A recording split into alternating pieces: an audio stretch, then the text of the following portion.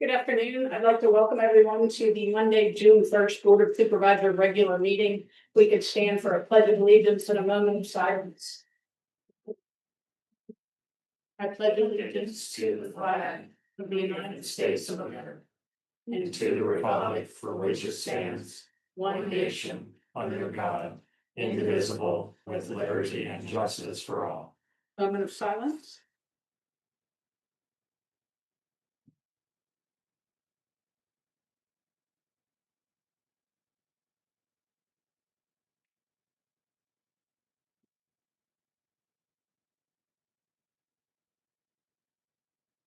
Thank you.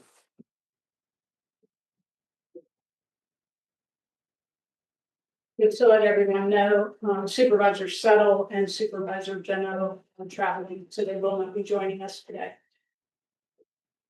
Madam Chair, I will put forward a motion that we adopt the agenda as presented, and just for the record, there's one addendum item that contemplates action, and so in my motion, it is to adopt the full agenda, including that addendum item, which is embedded within the consent agenda under Number 7. number 7, and that's a resolution of appreciation for Nelson and EC Lane, which was put forward by Supervisor Jeanette. Thank you for that. I'll second that. We have a motion and a second. All those in favor say aye. Aye. Aye. Okay, we go right into presentations.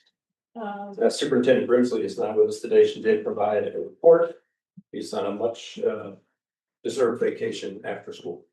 I thought graduation was very nice, and it was great to see such a great, wonderful group of kids going in all kinds of different directions, which is diversity that Rappahannock can offer. All right, next is water supply management and drought conditions. Andrew Noyes with Department of Environmental Quality. I so appreciate you coming up and talking to us about the situation. We all worry about our wells, and the farmers worry about their crops. So yeah, absolutely. Thanks for taking the time to have me, and good afternoon, everyone. My name is Andrew Noyes. I'm a water supply planner with the Virginia Department of Environmental Quality.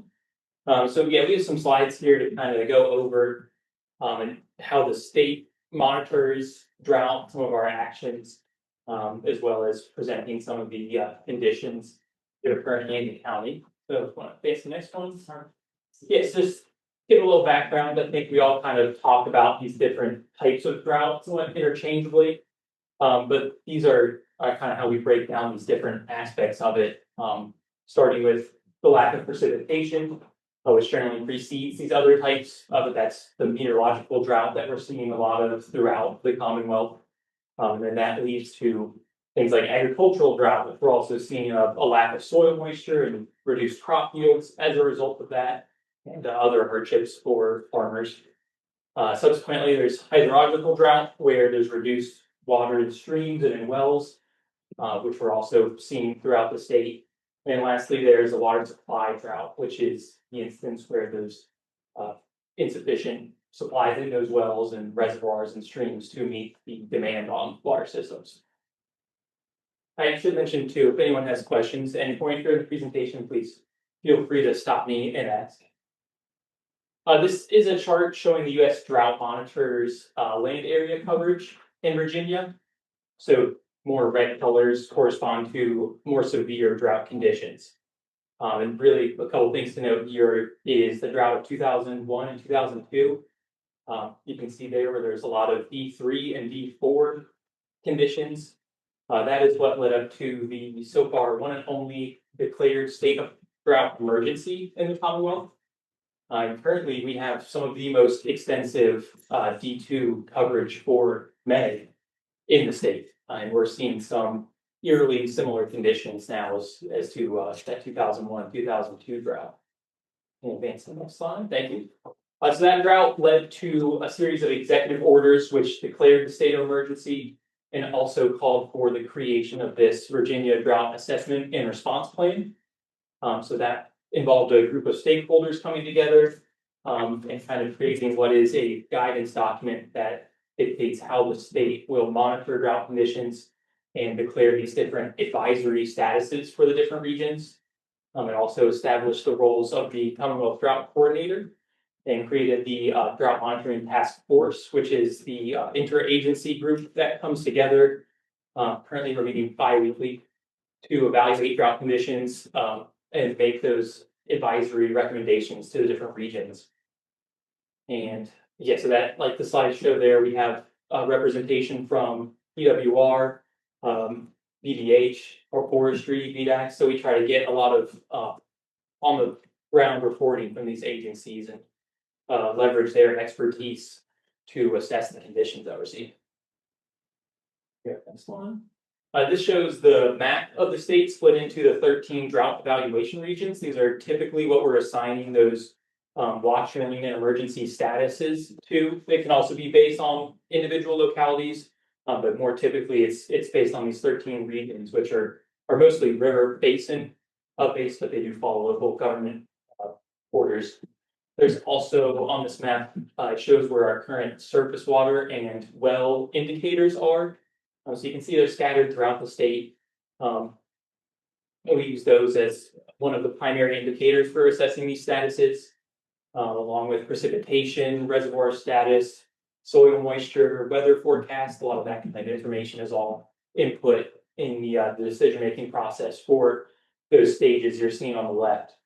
So it starts with a watch advisory status is generally trying to raise awareness and kind of prepare the public for the potential for a more severe drought condition, which would then be followed by a warning status, which is that escalation where we're seeing more concerning drought conditions like we see now that may lead to a drought emergency potentially, which a drought emergency is a little different from those previous two statuses in that it requires a executive order from the governor to actually declare a drought emergency. And again, we've only seen that once before in 2002. This slide's showing just the more numerical basis for how those indicators are evaluated. It's all compared against historical normals for the wells, streams, and precipitation. Reservoirs are based on their days of storage remaining. But so the percentile values or percent of normal is how we're evaluating wells, streams, and reservoirs. So a couple bullets summarizing some information from the 2011 water supply plan, which I recognize now is a little out of date. We're working on getting those updated by 2029. But I think a couple of these points are still very relevant to the county here, and that is that the public here is largely supplied by their own private wells. The county receives somewhere around 43 inches of rain a year. And that plan noted that there may not be sufficient water resources for future county needs. So that 2011 plan had to have a drought and contingency planning section. At the time, there wasn't one in place, so it pretty much relied on those triggers that are in the Virginia Drought Assessment and Response Plan. The 2011 water supply plan also included a section for the town of Washington, had this water supply shortage emergency with additional restrictions that could be initiated by the mayor or whoever the town council designated. And searching through current ordinances for the county, there were no direct drought ordinances that I could find that had specific water restrictions. There is some, looks like it says land use and stormwater practices that kind of play into drought management, but nothing directly to tie into monitoring reservoirs, streams, wells, and declaring stage drought responses like the BoardDoc has. This is a 1 week old infographic that we make, usually bi-weekly now. This is all linked on our DEQ drought webpage. We'll make these following those DMTF meetings, and it provides just a quick summarization of information that was presented at those meetings and gives you the U.S. drought monitor map in the middle there, and also shows our current 13 drought evaluation regions and their statuses, as well as some narrative around all that to kind of explain what's going on. And you can see currently we have 12 of our 13 regions in a warning status, which is certainly not where you want to be in May, now June, but there's a lot of D2 and D3 coverage throughout the state. I think it's that center map showing the US drought monitors with the red area that's depicting D3 has scaled back after the rains last week, but there's still a substantial amount of D3 coverage in the state. So some of these slides don't reflect the rain. I think about 3.5 inches probably for most of the county here over the last 7 days. But I did check this precipitation accumulation graph. This is for Sperryville. It's showing at that specific station how much rain has fallen since October 1st. And that October 1st period is the beginning of the water year, which is a common metric we're using in drought evaluation, since that October 1 period is when we expect to see a lot of groundwater recharge. So this is an important metric we track, and I think still, even after the rains, we are pretty much right on par with the 2001, 2002 rainfall accumulation at this stage, which I recognize may be different throughout the county, but I think this was the one with the longest record. The blue line being normal. Or sorry, the brown line is The blue line is normal, it was just pointing out at the very top. Yeah, that is showing the highest precipitation. Oh, sorry. Yeah, that brown one is the normal. But yeah, it's just to give kind of a sense of scale of how big our deficit is. I think it's about 10.5 inches from the normal currently. So it's considerable. It is right on par with that 2001, 2002 period.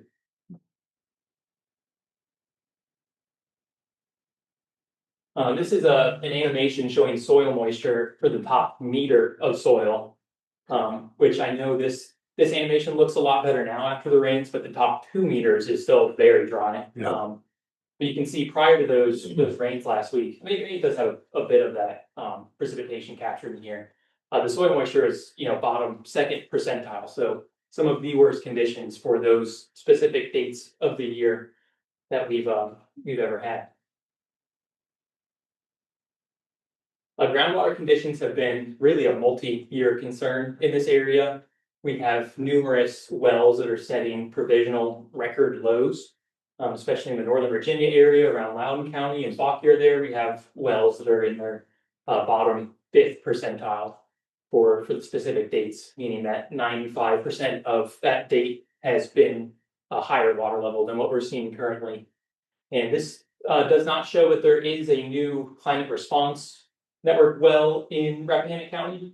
It'll probably be somewhere in the neighborhood of 10 years before there's enough of a historic record from that well to have data like this where you can compare percentile values, but we can use that well to gauge trend data to see if well levels are increasing or decreasing before that period.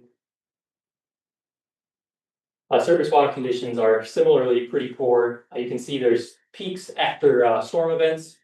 But really the kind of moral is that after storm events pass and we return to these base flow conditions, the rivers are very low because groundwater levels are so low. There's not a lot of base flow to sustain the streams. And also when we're seeing 5th percentile conditions for May, so that's that dark brown at the bottom of the chart, there's kind of a 5th percentile condition. April and May 5th percentile flow is still much higher flows than August and September. So it's because we're seeing ample water in the rivers now, and it's 5th percentile. That is a different story when we're in the middle of the summer. And here I have links to some other resources. We have a new DEQ drought dashboard that's on our webpage. So that provides a lot of the kind of metrics I was just talking about all in one place on a map that you can interact with. And then all these other links show the tools that I pulled images from in the rest of the slides. I think that's the last one. If anyone has questions, I'm happy to take them. Any questions? You said the next response plan is scheduled to be done in 2029. For water supply plan, yep. Is there a way to expedite that or a way to request that sooner? And is that done? And I'm sorry, you may have said this in the presentation, but I missed it. Is that done by region, by state, like by county? Yeah, so that water supply planning process is happening on a regional scale. Okay. So you guys are grouped with a couple of neighboring localities. The plan due date is 2029, but there's nothing to prevent the plan from being finished and submitted sooner. Who is in our region? Often we're in various other types of regions. We are lumped with counties that do not at all look like ours. So who's in our region? I'm trying to. This, we're in, it's Right. aligned with PD9 Okay. Rappahannock Regional Commission.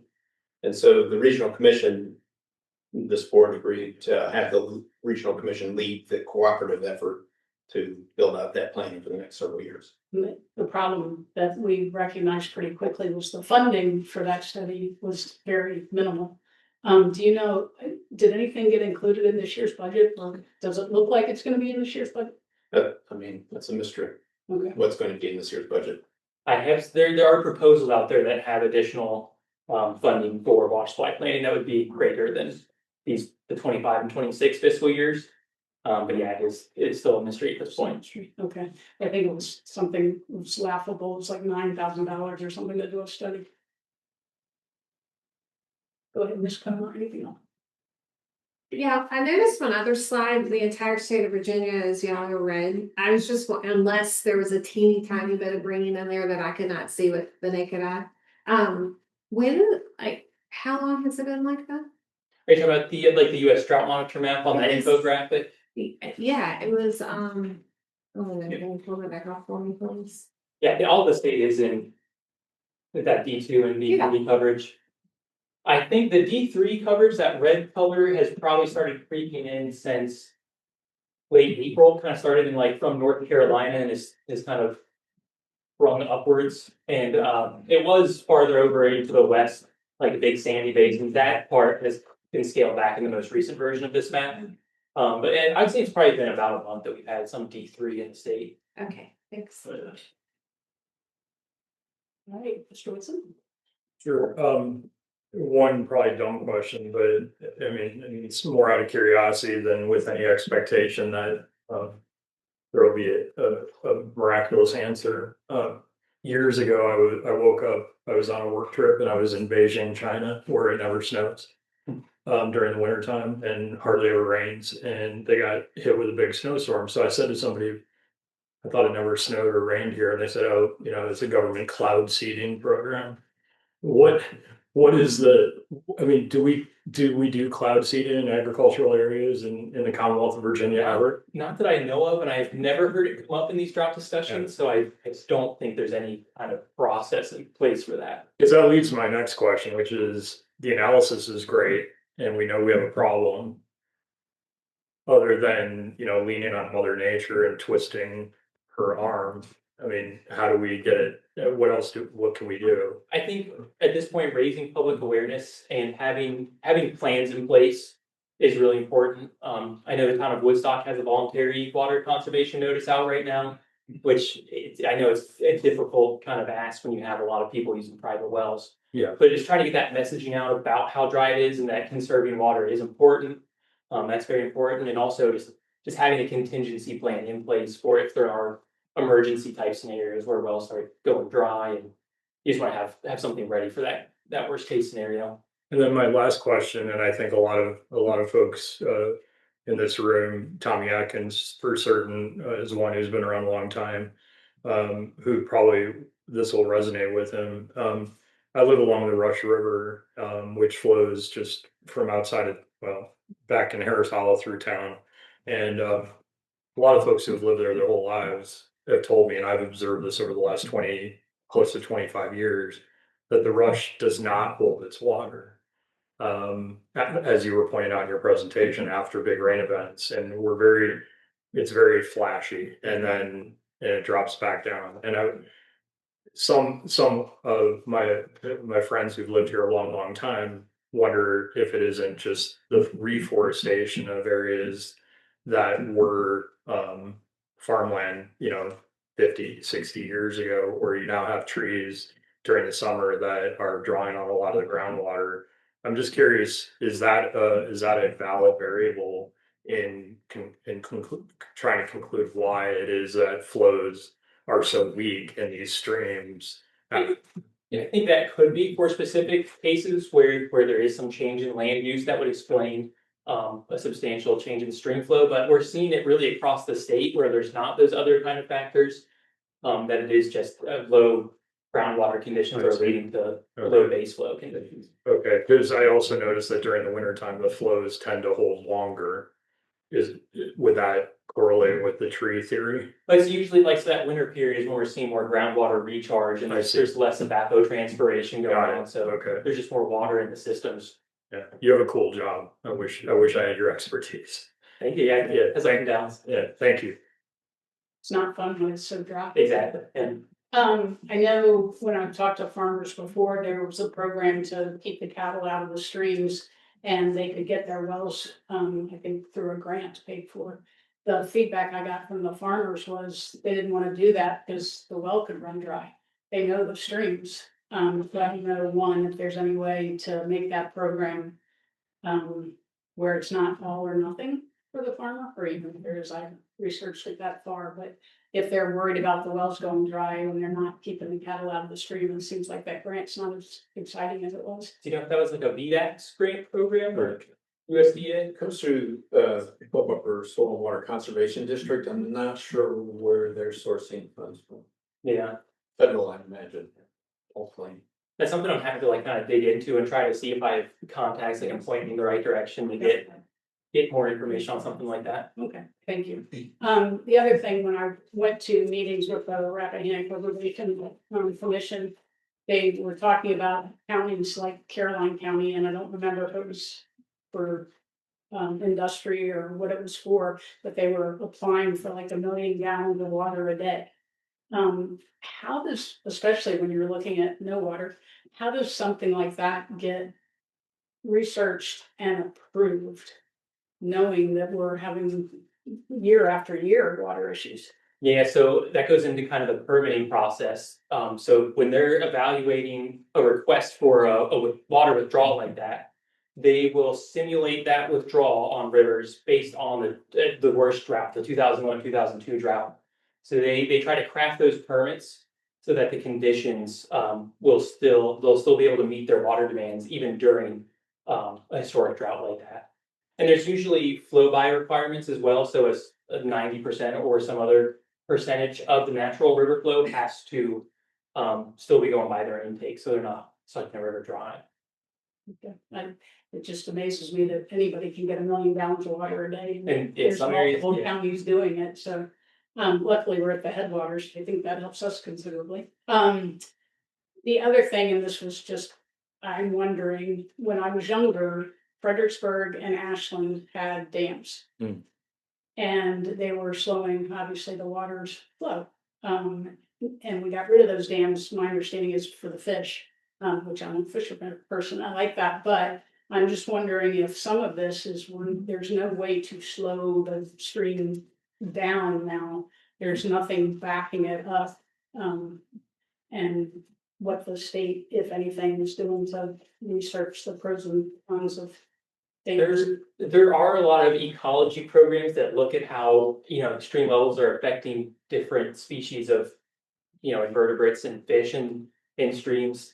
And as far as water supply, I don't have an understanding of exactly how those dams impacted the water levels, but it seems conceivable that having water dammed up could lead to more recharge and that sort of thing. I have no idea to the quantity of what it would do.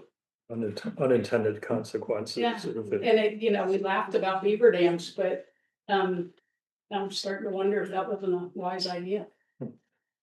I think that was the last I had. Anybody else? I just had one other thought occur to me while you were talking about the grants. Are there any statewide like rainwater harvesting grants that we could share out to our local businesses or anything like that, especially during these times? Not that I know, but that doesn't mean they don't exist. But I can definitely reach out to people and get info on that. Yeah, thank you. All right. Thank you very much for making the trek. Thanks. Thank you guys for your time. Being here. Yeah, we appreciate it a lot. Please be in touch. We will. Awesome. All right, next presentation is Shenandoah National Park update. The Chief Ranger Young intended to be here. I don't see him, so maybe pass this by if he is able to make it. Okay. If something came up, hold it back to the top. All right, then we'll go into public comment and we can come back to Chief Ranger when he gets here. At this time, we'll be getting a speech I'm supposed to read. All right. Going into public comment, we are here to accomplish the business of local government for the sake of our citizens. We want to hear from our citizens, and this public comment period agenda item provides that opportunity. When speakers are called forward by the chair, please state your name and district. We also ask that your comments are limited to 3 minutes in order to provide equity to all speakers and to ensure our meeting is reasonable in length. If you have more information than can be summarized in 3 minutes, please provide leave behind materials for the board's review. The chair will ask you to conclude your remarks if the time has elapsed. If you have questions during the session, you may ask for clarification from your board member or county administration staff after the meeting is adjourned. And Mr. Curry will put the clock up on that screen. I believe it's on that screen as well, so you'll be able to see. So anyone wishing to speak, I think I saw Mr. Deep back there, hand first.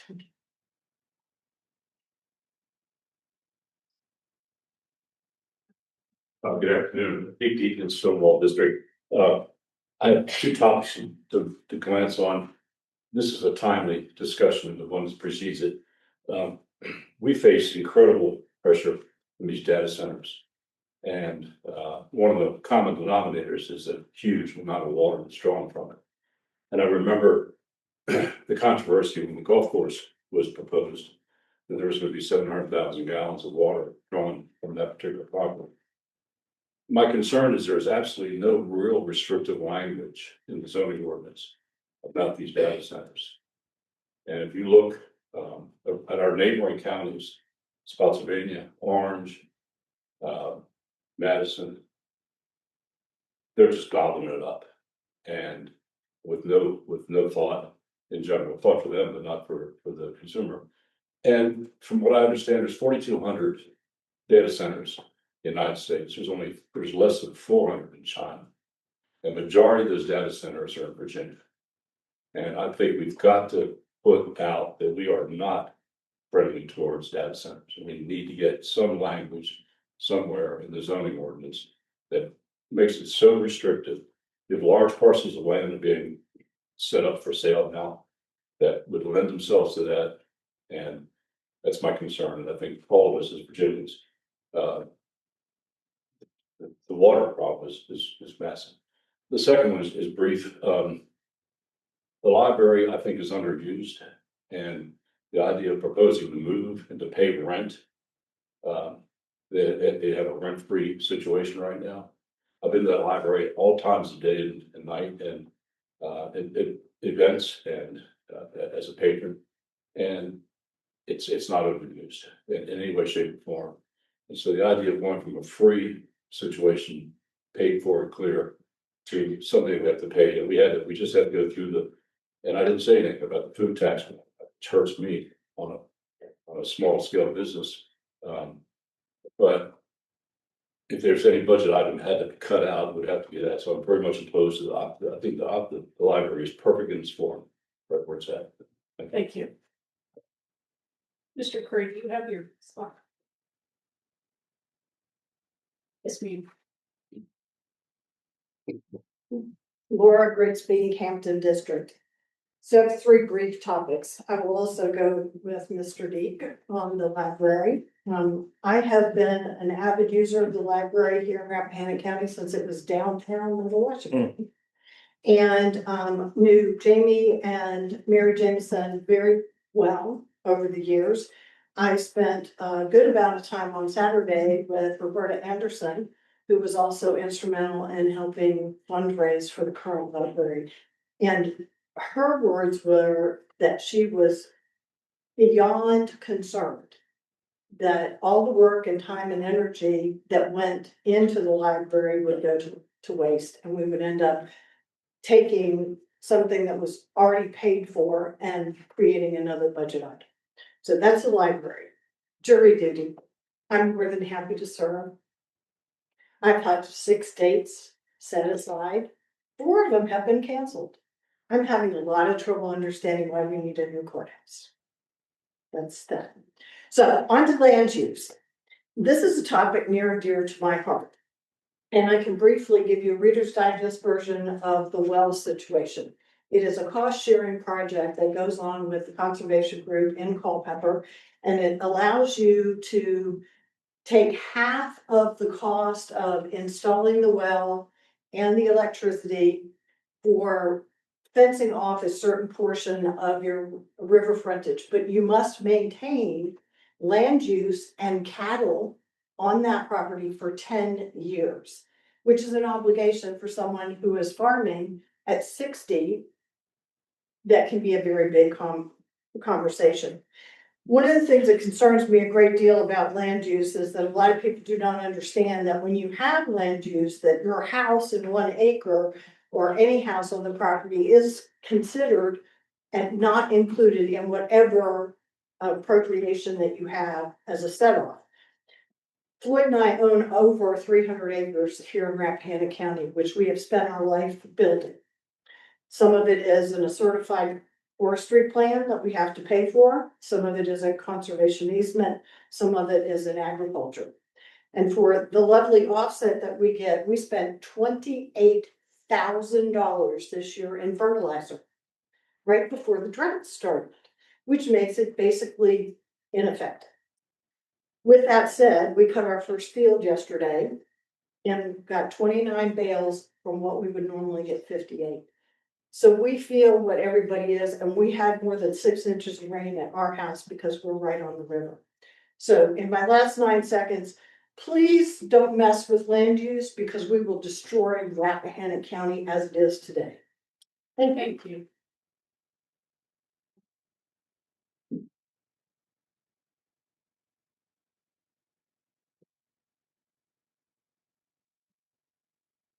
And Yeoman Piedmont, seems like water is the theme of the day, because actually that was gonna be my only comments.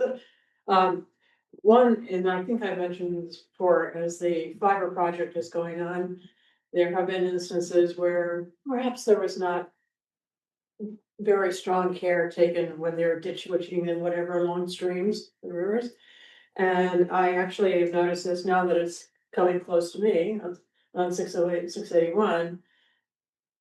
I don't know if there's ever an option to not do it on the stream or riverside, but to do it on the other side of the road. I'm sure there are a lot of variables, but in either case, to do what can be done to not take water out of the stream as part of the process, but also to minimize or eliminate disturbed soil and other stuff getting down into the rivers and streams, since they are low already.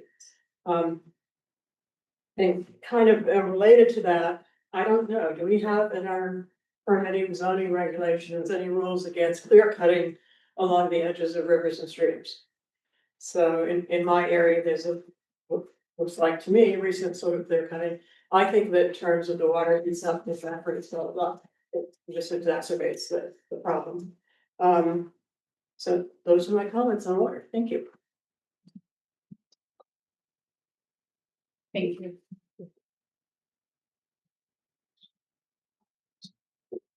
Yes, ma'am. Hello, Olivia Noble, Piedmont District. I'm the owner of Hopkins Ordinary Daily Post. I'm here to talk about the fiscal year 27 tax increases on behalf of the B&Ps in this county.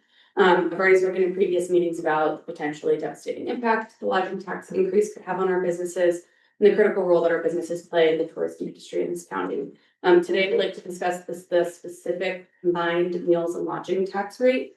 The county code currently specifies that businesses like Hopkins Ordinary, who offer both lodging and meals, now have a choice on how we pay our taxes. Either we pay the higher of meals or lodging tax rate, in this case 10%, or we itemize our charges between meals and lodging and pay those respective rates.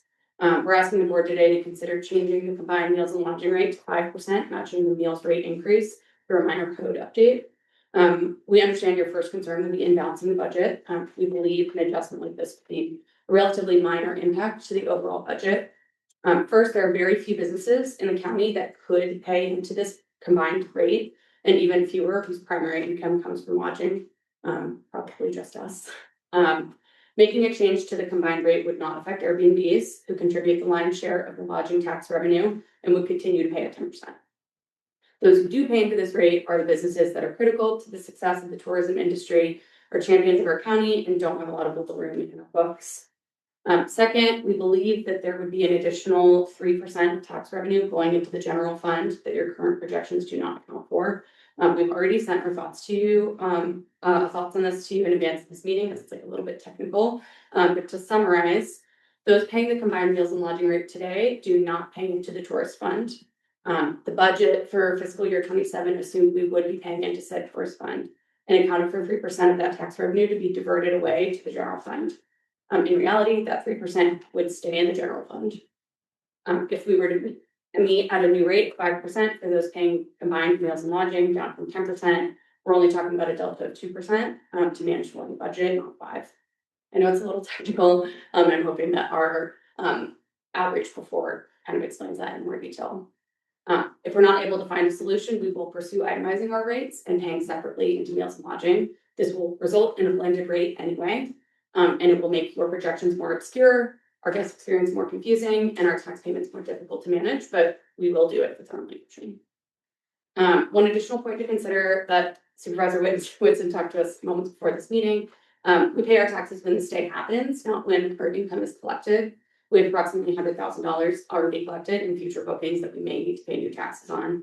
Per a comment from Supervisor Whitson, we may have a way to manage for those who have already paid in full, but partial payments could be an issue. At the end of the day, we understand tourists strain our resources and need to be taxed. We just hope we can come to an agreement that keeps us in business, keeps our tax revenue pointed at the critical county resources, and results in the fewest disruptions possible. Thank you. Thank you. Thanks a lot.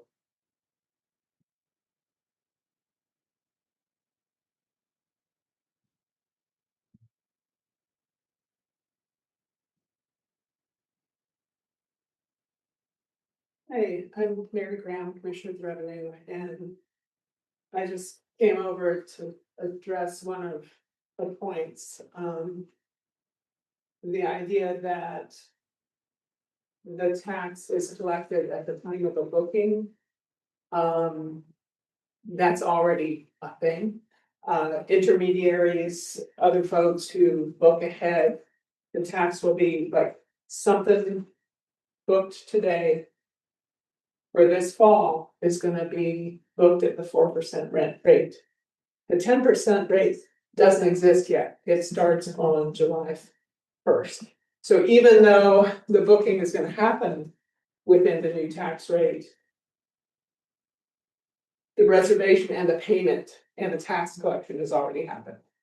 And I don't feel it would be reasonable to, I don't know how you would account for going back and collecting taxes for something that was gonna happen in the future. It's an unknown. So I just wanted to make sure that the board understood that bookings ahead of time is a real part of this, and possibly the revenue foreseen from a tax increase is gonna come in gradually over a year instead of just immediately happen because these bookings that happen. So that's all I have to say. Thank you. Thanks.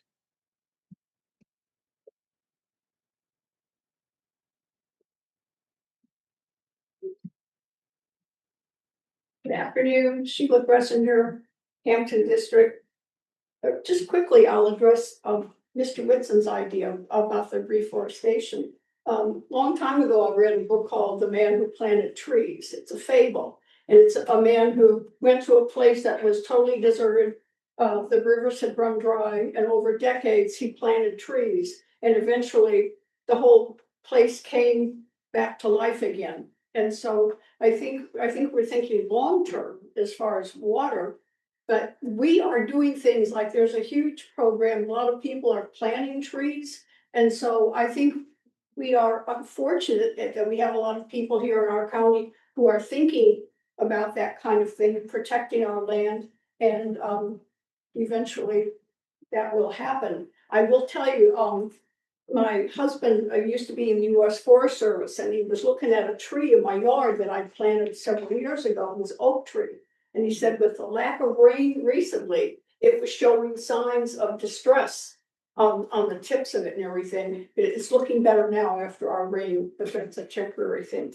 I do want to address word growth. I want to let people know that, in my opinion, growth is okay.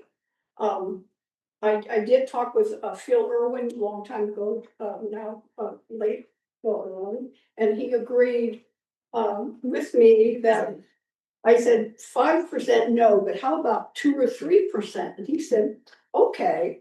And the reason I say that is I used to be in advertising sales, and I would tell my reps to be out in their territory all the time, because I said, you need to pay attention and always looking for new business, because you don't rely on just a couple of big accounts to save you with matching your goals, because if that account drops out, you're toast and I will not be happy. And so here, if you don't have growth, you have things that are disappearing. As I've said before many times, the Apple industry, ironing factory. And so we need to be encouraging and being welcoming to businesses. So we're replacing things. Housing have disappeared through disasters or other means. So the housing thing is an issue that we need to be addressing as well. I did want to go quickly into what Mr. Gregory had written in the newspaper. I mean, it was a nice idea. However, his idea was like putting splotches of light all over the county where we want our dark skies. And so our comprehensive plan really takes care of that idea, because if the growth is in and around the towns.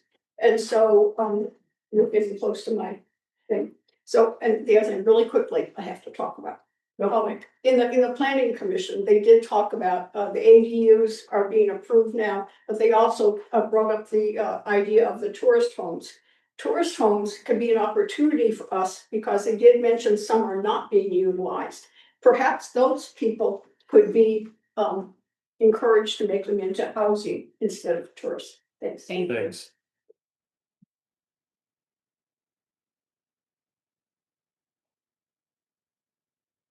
Nobody else? All right, we do have a few people online. Anyone on Zoom wishing to speak during public comment, please be recognized by raising your Zoom hand.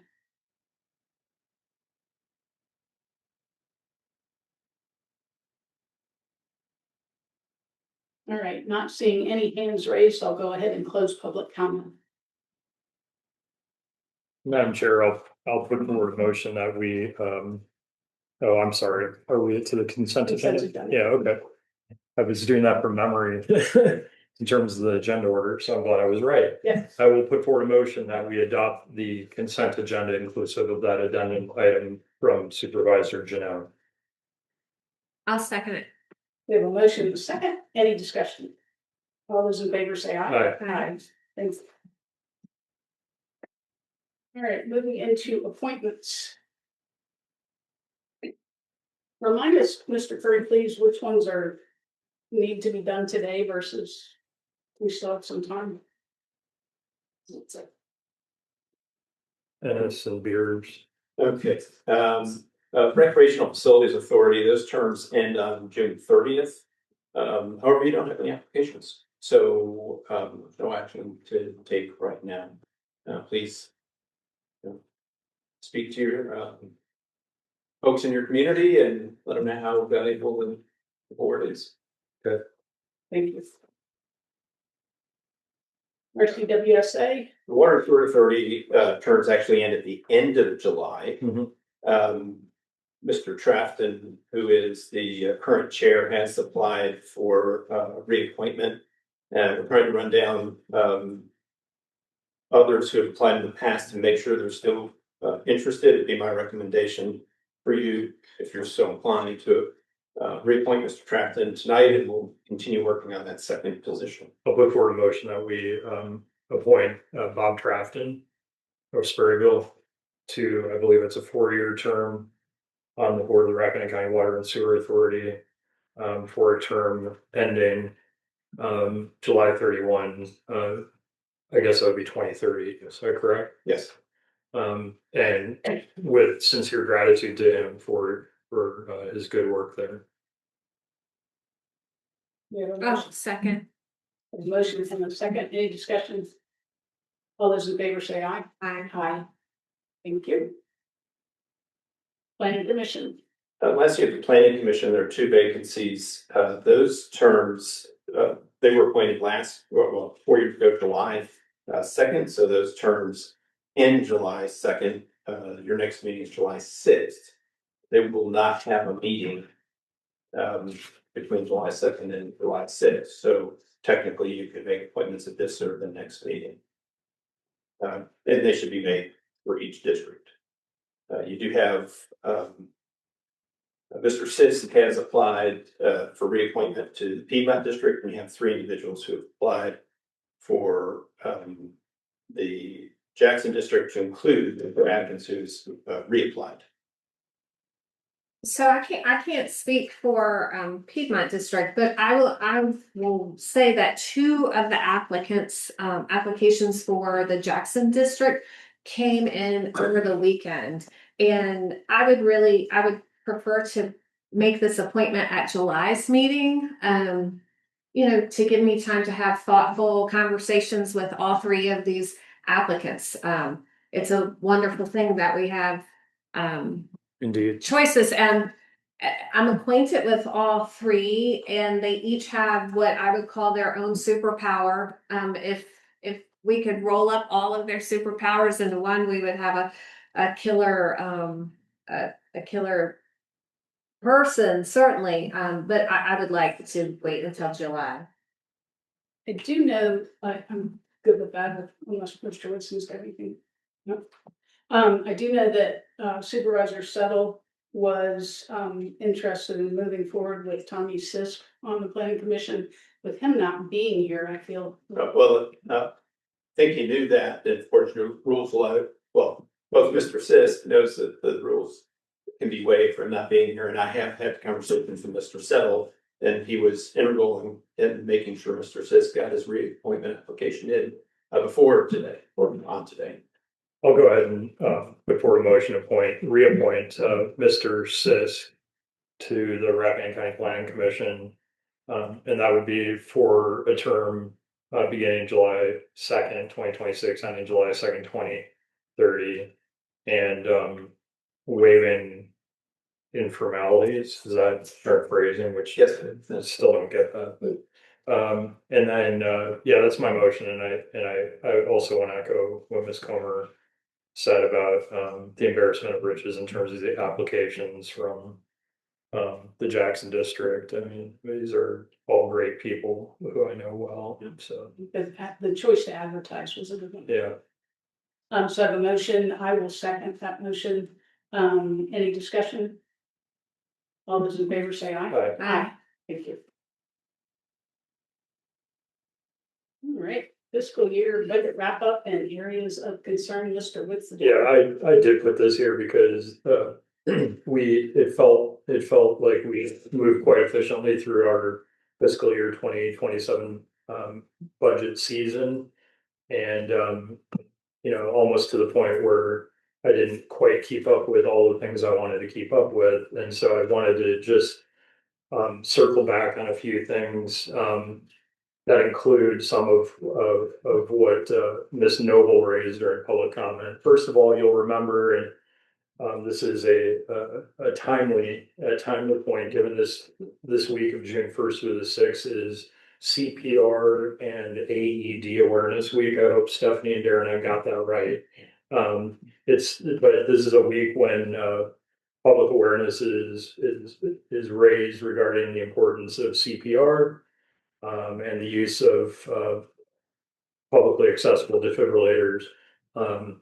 During our budget discussions, I did ask for us to at least consider an ongoing expenditure to cover both the cost of the implementation of PulsePoint software into our computer-aided dispatch system, PulsePoint being a notification system that also identifies the location of AEDs in a community. And then I also was hoping that we could work into our budget ongoing funding for our fledgling publicly accessible AED project. And so I just wanted to remind my colleagues that those at least remain a priority for me. I'm coming up on what is called in cardiac arrest circles your rebirth day. I'm coming up on my 4th rebirth day. So that's July 28th. So if you want to give me a rebirth day present, it won't cost you much. And I think most taxpayers would agree it's a good thing. So, and you'll see behind me, I brought Darren Stevens and Stephanie Clark have been very instrumental in kind of getting our AED project going.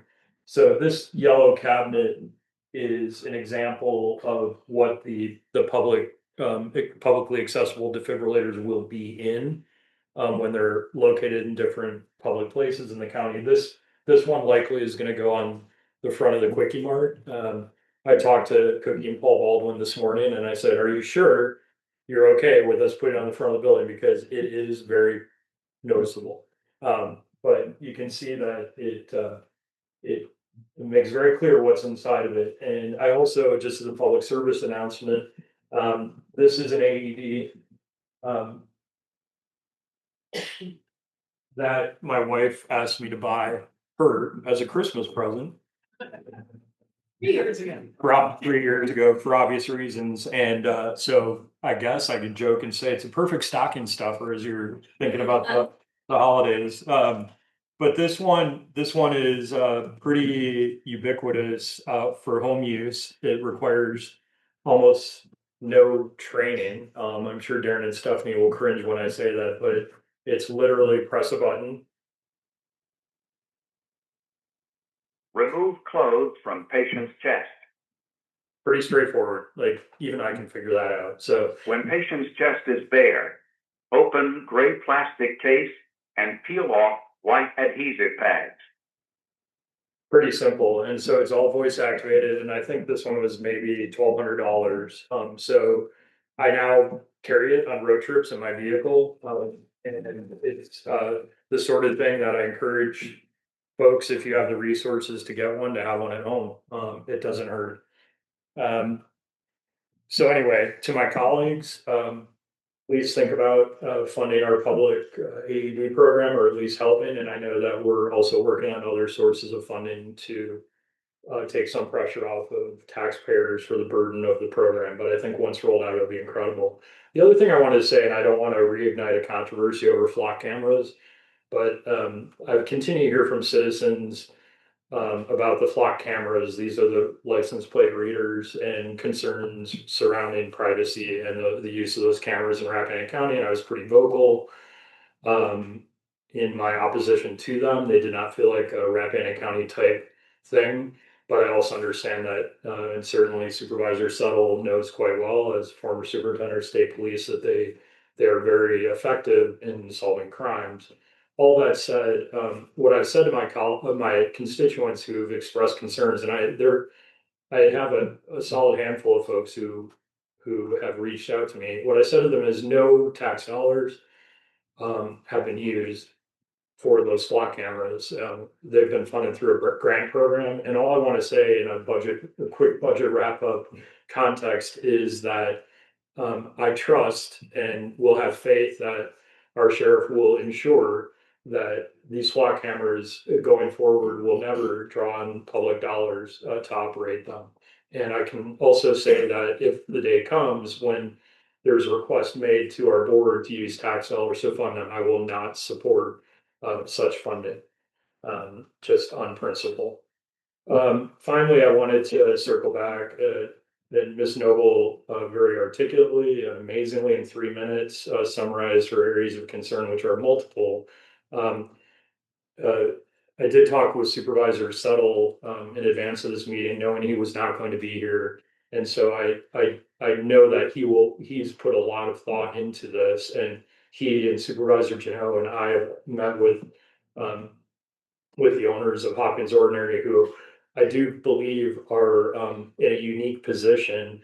And this is one of those situations where unintended consequences of our decisions made in sort of local government isolation sometimes are hard to see until they happen. Just following up on what Ms. Noble said, I would like for our board and staff to consider looking at the fact that Hopkins Ordinary is one of, at a maximum, I think, three, maybe four businesses that fall into this category of bed and breakfast that are faced with sort of the administrative hassle of having lodging and then also serving meals.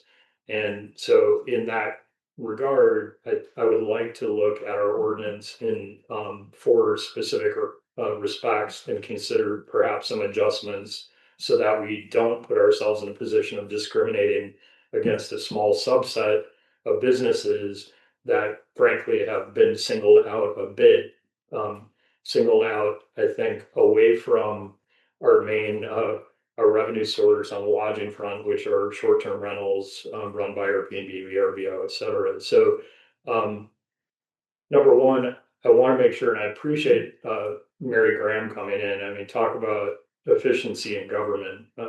She walked right over here because she knew that Miss Noble was going to make a comment, and then immediately explained why it was not an issue. But I do want to make sure that we're solid on the extent to which our ordinance spells out the effective date of any new tax rate, because from an accounting and bookkeeping perspective, I think Ms. Graham is right.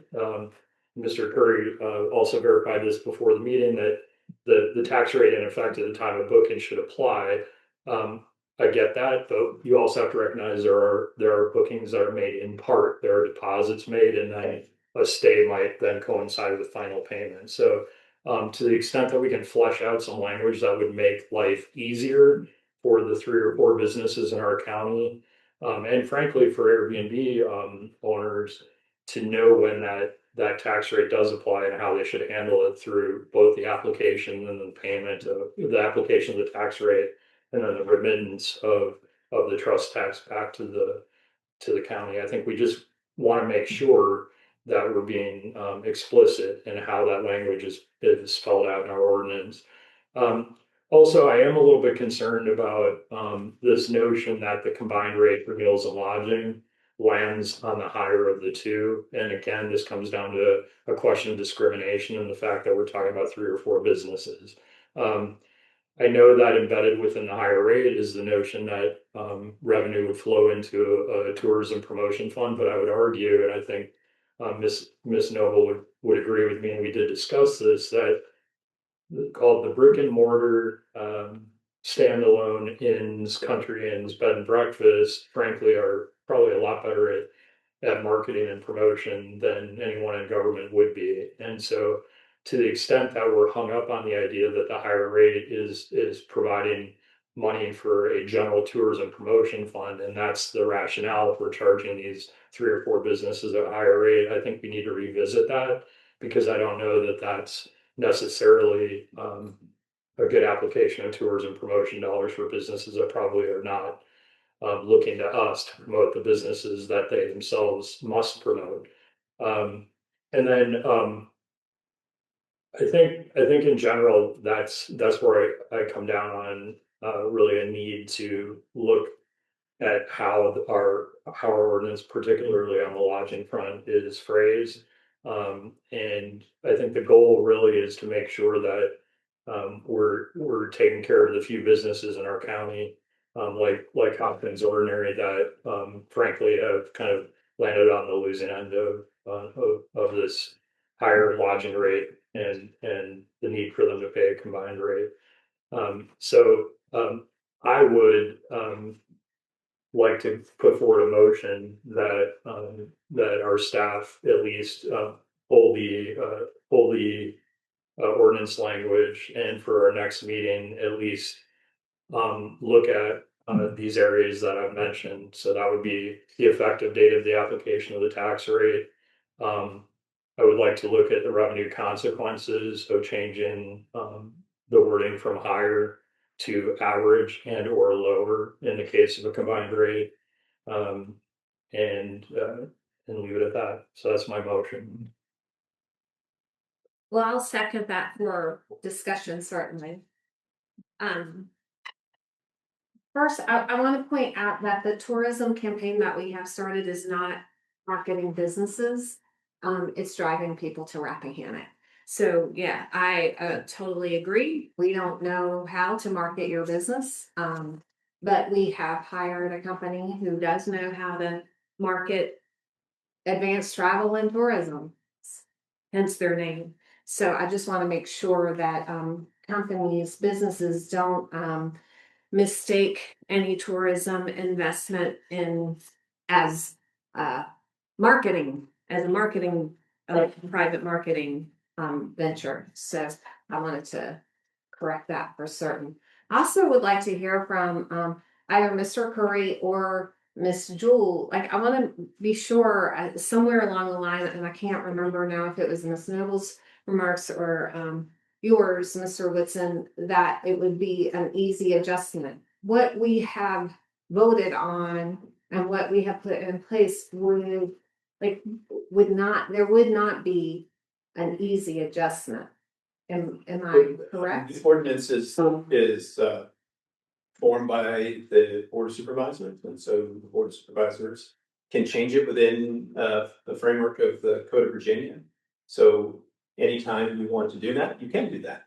It just takes 2 advertisements in the newspaper and a public hearing for people, and then you can change it. But what then would the consequences be to what we have already voted on? It would override what you've already voted on. And of course, also for lodging tax rates, you must notify the state 30 days in advance. So there's a lag period to that too. And have we already notified them? Yes. Okay. So, and what happens after we notify them? But the state includes this information in public information to the larger intermediaries so that they understand what the tax rates are in the 95 different counties and various cities in one clearinghouse. And that was a push 2-3 years ago when the state changed some code language and was working hard to make sure all those independents were paying their taxes and the intermediaries were paying their taxes. And so it's been evolving. So it's an effort to make sure the Airbnbs and the VRBOs of the world know what the rates are. I'll discuss within my own motion. I suppose I could have discussed before my motion, but I would be remiss if I did not point out for the umpteenth time that the $28 million in visitor revenue generated in the town of Washington is currently being taxed at 2.5%. Thank you for that. One question I have, and I don't know the answer, or I wouldn't be asking it, is how do the businesses that are food and lodging get notified of the tax increase change? It's partially through the publicly advertised process of changing the ordinance. We recognize that not all citizens or business owners pay attention to such mundane things happening in local government. When they file their reports, they'll have a different report form. They'll have the different percentages on it. And maybe a surprise when they see that new form. I think the chamber has a good role to play in this to help us reach their membership and the community. And of course, we can just independently make sure through the press, which is talking about this for a long time, your board meetings, which you've been talking about this since last budget year, and the very first meeting that the board talked about the budget this year, and when staff was seeking direction from the board on what sort of things you wanted us to look at, board members identified this particular thing as something you wanted us to look at as part of our proposed budget. Okay, so there's not a formal letter that goes out and says, oh, you're a restaurant, FYI. I can't speak to that. I don't know if Mary does that. Okay. The other thing, I do know that through data provided, I think through UTC, I was told that last year lodging numbers were down. This year they're up. The belief is they're up in part due to this ad. I wish we could show it, but it's probably not easily available. But I do know when I first started with Griffin Tavern, an individual business trying to advertise in DC was not something you did because of the cost. But when you have a joint effort and you can highlight what brings people to Rappahannock County, which I think is something that we talked about before with regards to the inn. People come here because it's beautiful, and we are doing our best to keep it beautiful. So I do believe that marketing from a larger number of people makes it more affordable. I understand Hopkins Ordinary has background in marketing and communication, but it still costs a lot of money. So I think if you can join in with others, it will save you money on the marketing. Yeah, I think that's all I had. One thing, I try to cover a lot quickly, so let me just come back to this idea that right now we have, in terms of this tax category, we have meals and we have lodging. I would say that at a high level, stripping away a lot of the detail that Ms. Noble spoke to and that I tried to reinforce, it really comes down to the question of whether we want to have a third tax category for bed and breakfast and country inns, because I think we're living in a new reality where I just booked 2 different VRBO properties in Wisconsin. I assure you, I will never meet the people who own those properties. They are, in fact, one of them was confirmed through a company that did not look very Wisconsin to me, and because they speak Spanish, French, and Italian, but that was the booking company. So the point being is we have a very small number of these businesses that fit into the category that Hopkins Ordinary finds itself in. And so again, just stepping out of the details to avoid discrimination, to avoid singling out, to what extent would it make sense? Would it be logical to adjust our ordinance in such a way that we sort of drew a circle around a third category of businesses? I agree with you. It makes sense to look into it. I'm not even sure what the state code allows, but if you're asking the office to do this, I'm supportive of that as well. Yeah, I was gonna say, can I hear the motion again? Sure. Yeah, my motion was, and I'm sure Miss Jewel's not happy about this, but I always appreciate her willingness to look into things because she's done such a great job with all the fiscal analysis and projections. My motion was to ask county staff to look at our recently adopted meals and lodging tax ordinances, in particular the lodging related provision of the ordinance, to advise us on whether we could flesh out more specific language requiring the effective date of new tax rates. And then second, to look at the language pertaining to businesses that pay a combined rate, which currently points to the higher of the 2 rates used in the combined rate. And then 3, I think, well, I would say those are the 2 primary things. You did say 3 before. And I was just trying to think what the third one was. Do you remember? You did, but you didn't iterate a third. There wasn't one. Oh, Yeah. okay. I think second absorbs the third. So, yeah, it was the effective date, and then the question of a combined rate for that subset of businesses. So what I understand that to mean is you want staff to. Oh, the third was the fiscal consequences. The fiscal consequences of going with an average rate or the lower rate under the combined scenario. There wasn't. You mean the revenue consequences? Yeah. Fiscal revenue. I mean, that's Okay. matter of perspective on who.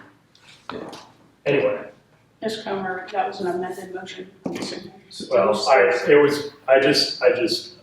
broke out my second to include the revenue consequences of changing the language from higher to average or lower. Well, that's what I wanted to, I'm all for exploring, information seeking, all of that. Ms. Noble mentioned in her public comment, and I think you said that, you, Supervisor Geno, and Supervisor Settle are all supportive of her position. No, I didn't say that. I said we all met with her. And just to clarify, you didn't meet with them all together. I knew that's coming. Okay.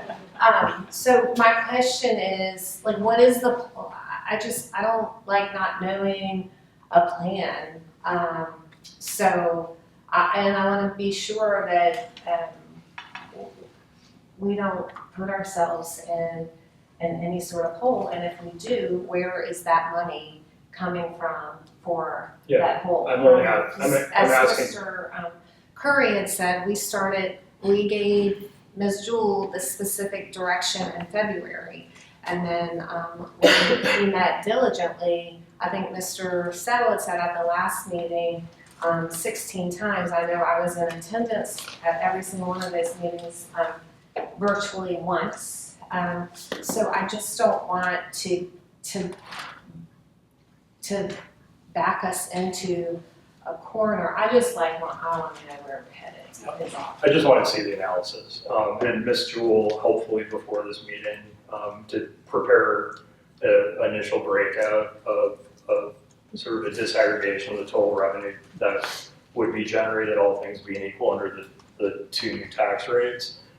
That analysis included kind of this third carve-out category of bed and breakfast and inn. So I mean, her putting that information together, again, I thank her for that as a starting point. But I would like to, instead of talking in abstraction, I would just like to see the revenue consequences of this question of higher average or lower under combined rate. I'm not advocating today for that we do anything. I'm just saying I'd like to. Just fine. I'd like to see what it looks like, because I mean, you and I were part of a majority vote last year to hold off on a meals and lodging tax increase, and I know that stung a bit because we drew on cash to fill the hole, which is not something we can continue to do. So Exactly. I'm with you. I hear you. But I also think there is as I said at the outset, there are unintended consequences sometimes of what we do in a vacuum when we adopt ordinances and tax rates. And so I just want to make sure in this kind of wrap up discussion that we're being as careful as we can be in the way our ordinances are worded, particularly on the effective date of tax rates, but also on this other question of that very small number of businesses that pay a combined meals and lodging tax rate. All right, call for the vote. You guys ready? All those in favor say aye. Aye. Thank you. Moving into the courthouse project, Mr. Curry. Yes, a couple meetings ago, the board asked me to pursue an agreement with 5 Homes for the full design project to include a preliminary step to recognize the concerns from the judges and our clerks. I've been working on that. We're not quite there yet. As of late Friday, I think we are there, but that information wasn't available for Wednesday when this agenda was put out. So I didn't want to just stick it on there of this magnitude at the last minute. My recommendation to you is to find a date in the next couple weeks when everybody can be together and you can advertise a meeting, you can review it in detail and make the decisions you think are appropriate at that time. Any discussion? No, sounds good. Dogs running at large ordinance. I'll just Thanks. Thank you. preface by saying 2 meetings ago the board asked us to advertise this for a public hearing today, and then in the intervening time period, I heard from maybe all of you saying, well, maybe we're not quite ready for the public hearing and we'd like to do a little bit more work on this, and so I did not advertise it for public hearing, and of course you can do that at any time that makes sense to you with this language or a different language. Yeah, so I know I was one that had contacted you, and the phrase that we've used at least 3, maybe 4 times today is unintended consequences. So I freely admit when I first brought this up, we got to work on it. I heard from several constituents. We chatted about it here. And I don't know if my other colleagues did. I know that I didn't take the time to sit down and talk with the sheriff or Rawls to really understand possible unintended consequences. So I, for one, just that's where I am today. I continue to hear from others, and I have not yet had a meaningful conversation with either of the two that I just mentioned. I don't know if either of you have, or Mr. Jeno or Mr. Settle, and for that reason, I don't know if, you know, the thing to do here is to table it. I don't know what the next, you know, what, if anything. I did share the draft with Rawl, so. Okay, yeah. But because there was action at the earlier meeting, I would prefer that is changed. I didn't advertise it based on individual communication, but it would be good for the record to table to a date certain or provide alternate direction to, you know, continue working on it or whatever you want to do. I'm sorry. Table. Yeah, let's table it. I think he wants a motion. And normally that's you table something to a date certain, you can postpone it until you bring it back up sometime in the future. But a tabled motion is usually to a specific time. Okay, I will table it until our September meeting. Or, I'm sorry, I won't do that. I'll make a motion Yes. to table it. Gosh. Thank you for reining yourself in. Yeah, get her under control. I'll second. We have a motion and a second. Any further discussion? All those in favor say aye. Aye. And just to be clear, that's to come back and review the language, not have the public hearing at that. Correct. Correct. All right, firing range regulation. I'll pass to Mr. Goff.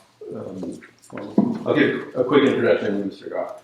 We talked to you at your last meeting about some issues with some backyard firing ranges. There are no standards in place for a private firing range. You do have standards in place for commercial use. That's a special exception, all sorts of requirements that you need to meet.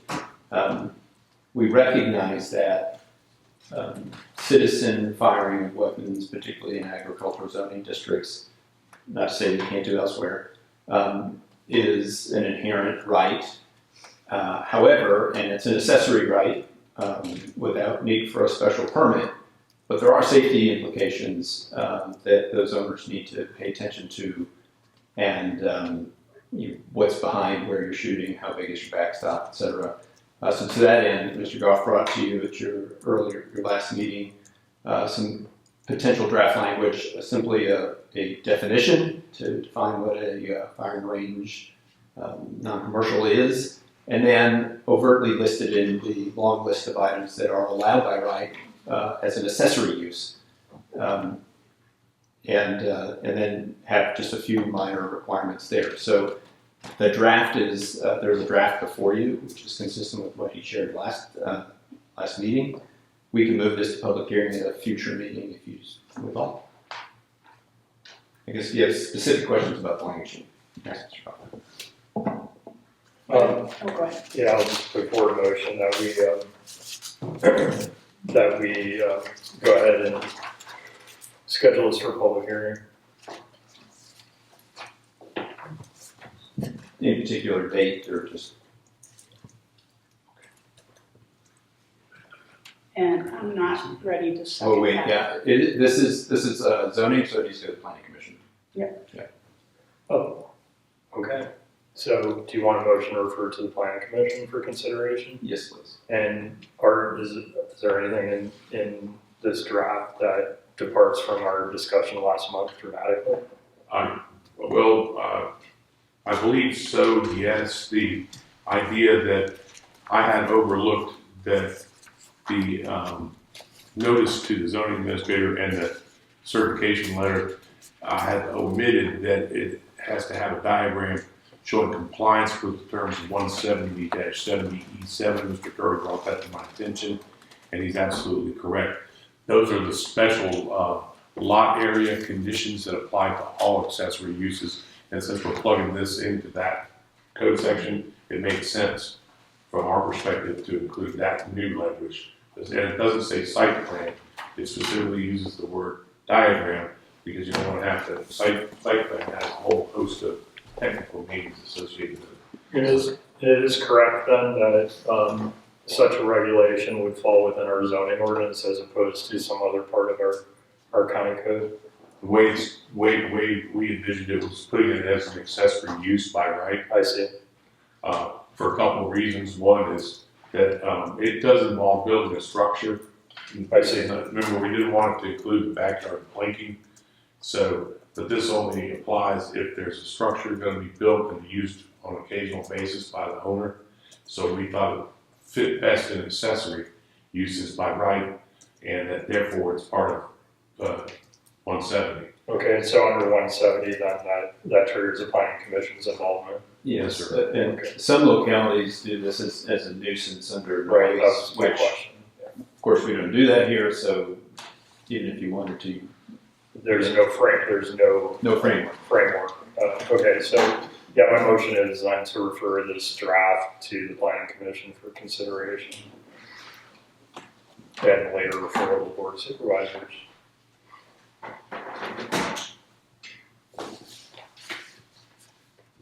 I will explain why I'm not ready to second yet. Line 117, I didn't want to put you on the spot, so I'd like to just let you know. reading.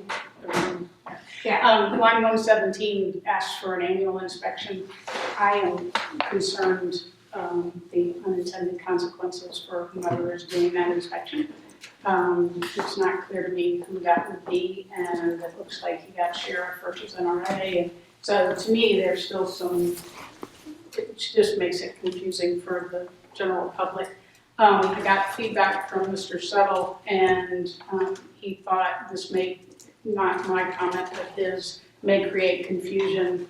Would a person be in violation if they wanted to walk out of their house and discharge a firearm safely a few times? Would they fall into the requirements of a firing range, non-commercial? How would law enforcement ever make that distinction? Seems to me lots of interpretations on law enforcement's part would be necessary if there was ever a complaint to be investigated.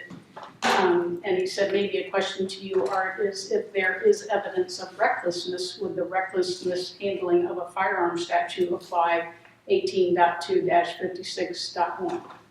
So I'm not sure where we need to be to send it. Well, I mean, thank you for that. So we've got subject matter expertise on the board, and he's not here today. Which is another. So I'll withdraw my motion, and then why don't we bring this up just for discussion at our next meeting, I think that's fine. assuming we're all here. Yeah. I'll have to appear by Zoom for the next July meeting because I have a regularly scheduled vacation. So if you want to do it in August, if you want me to be busy, right? I know that there is one citizen who is particularly eager to see some inertia behind this. So if we could just, for now at least, and we can always adjust later, or let's put it on for July for discussion, and Colonel Sell will be back. Yep. I believe you have the ability to zoom in from that location. I'm sorry. I believe you have the ability to zoom in from that location. Yes, I have before, so it should work this time. All right, sorry to What? put the carpet Yeah, on we're my waiting. No, that's fine. I was just trying to be efficient. No, great. Regional fiber to the home broadband project discussion. We know we have fiber connection. And I'm sure, but I had sent a note to Mr. Curry, and I believe everyone was copied. I said several months ago that I feel like we need some more granular information about the progress of the project. There's a lot of, as you drive down 522 in particular toward the Culpeper line, I noticed that there are a lot of junction boxes which stop right at the Culpeper line because they walked away from their project and we didn't. Yeah. Nevertheless, it's not clear to me on what has been completed, what is coming next, where the crews are going next, and I think it would be helpful for us on behalf of our constituents to know a little bit more detail within reason.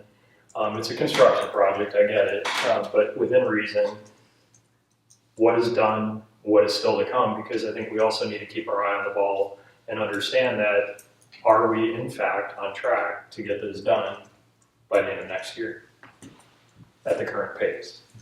I can say there are several crews every day. I think there's 9 out today. Okay. I did relay this request for a little more detail, and I have not heard back. I've been told a couple times that I would get some graphics, at least to let us know how they're breaking up the fiber service areas.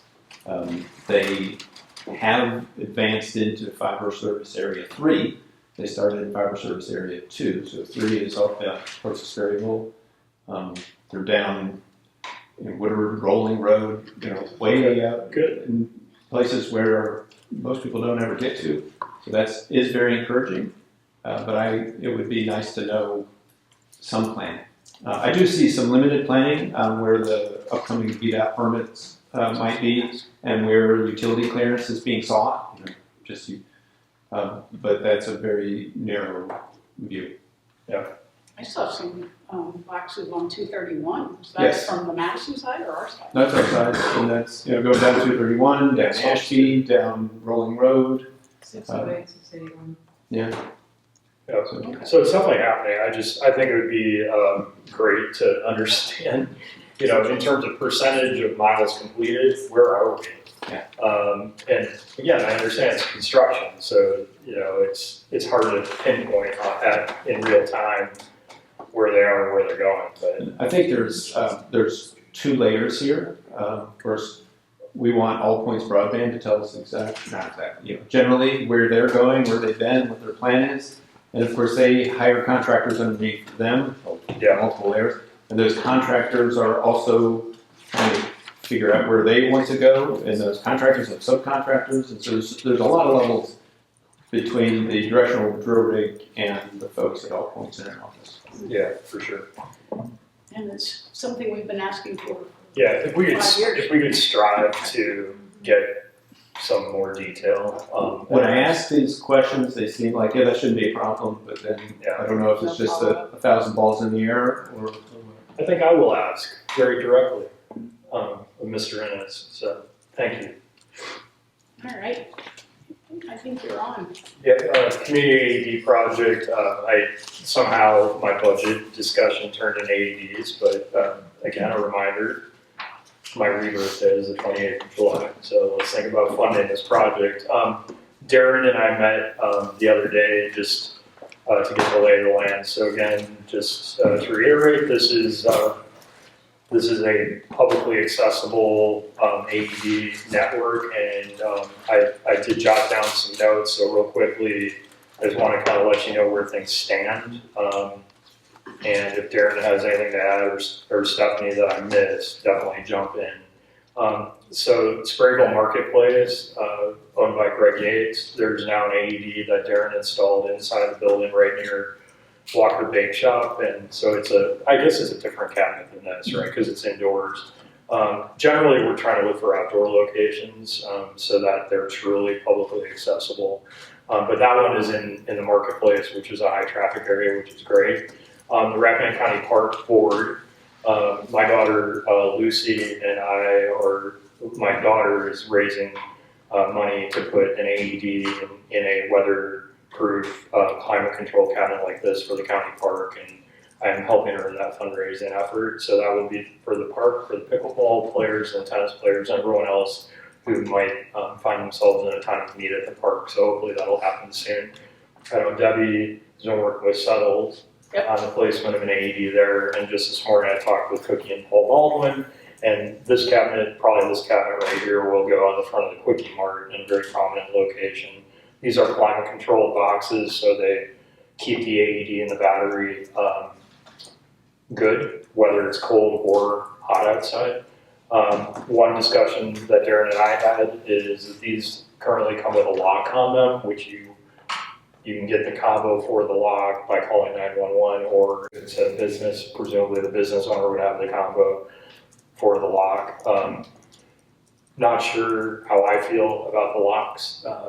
I think we're worried that these will walk away. They're not inexpensive, but at the same time, we want them accessible. So that's a question that needs to be, I guess, resolved over time, whether we want all these locked up or just wide open. I know that Darren has been talking with the folks at the food pantry. They have an AED, and I think we'd like to move it outdoors to a more central location. So benefit all the tenants and visitors in that area of town, including Rappahannock, social services, et cetera, and then there's any restaurant going in there. I mentioned in my earlier discussion Pulse Point, and Stephanie Clark is here as an expert on sort of the operational application of Pulse Point software in a dispatch system. Whether or not it makes sense for our rural community where we don't have a lot of cell phone connectivity remains to be seen, but it's something that I know Jamie Jenkins in dispatch is looking at closely, and she's talked with Pulse Point folks. So that might become something that we'll need funding to support if we decide that software platform would be a way for us to integrate our AED network out in the public with our dispatch system. We're going to develop some kind of signage that will go alongside each AED in each public location. I believe Darren developed a list of about 35 initial locations, but we're going to have signage that will identify these as being part of a Rappahannock County network. And I don't know what that system will be called. I thought Rap Shock, Rap Save, Rappalugia. I don't know. But I'm sure we can come up with something catchy, and I know we've got marketing and branding experts here, so maybe they can come up with something too. I've started to think about this system in a very robust way as kind of a primary, secondary, having a primary, secondary, and tertiary network. Primary would be like the 35 public locations that Darren Stevens has developed. Secondary, and I know Stephanie and Darren kind of go, not the best use of resources, but I know Debbie and I have talked about this. Secondary network, for lack of a better way to put this, put some AEDs just back in the hollows where there's population density, Kaiser Run Road, Harris Hollow Road, places like that come to mind, in weatherproof boxes. And this is where my friends at REC come in, because I have a dream that we will work with REC. And REC will help us to connect AEDs and climate control kiosks at the base of power poles back in our hollows. And I'm not suggesting littering our countryside with AEDs, but putting them in strategic locations where people live. And I think it would be a neat opportunity to work with REC on something that will benefit the public and help folks who might not get an EMS response in the 5 minutes required to survive cardiac arrest, or 5 or 7 minutes. The tertiary network that I'm thinking about, and I regret that the ranger from Shenandoah National Park is not here, because I want to talk to him about this. There was recently a tragic event on the cardiac event on the Little Devil Stairs Trail Loop. And I do know that a ranger, and credit to them, responded quite quickly. One thing I think we need to follow up on with the National Park Service is to understand if rangers are carrying AEDs. And if they're not, I want to know what we can do to help in that regard, because that incident was within Rappahannock County. And I understand that when you go hiking, there's risk. But to the extent that our rangers in the national park, particularly going to a call on a fire road, are equipped with AEDs, it sure would help a lot.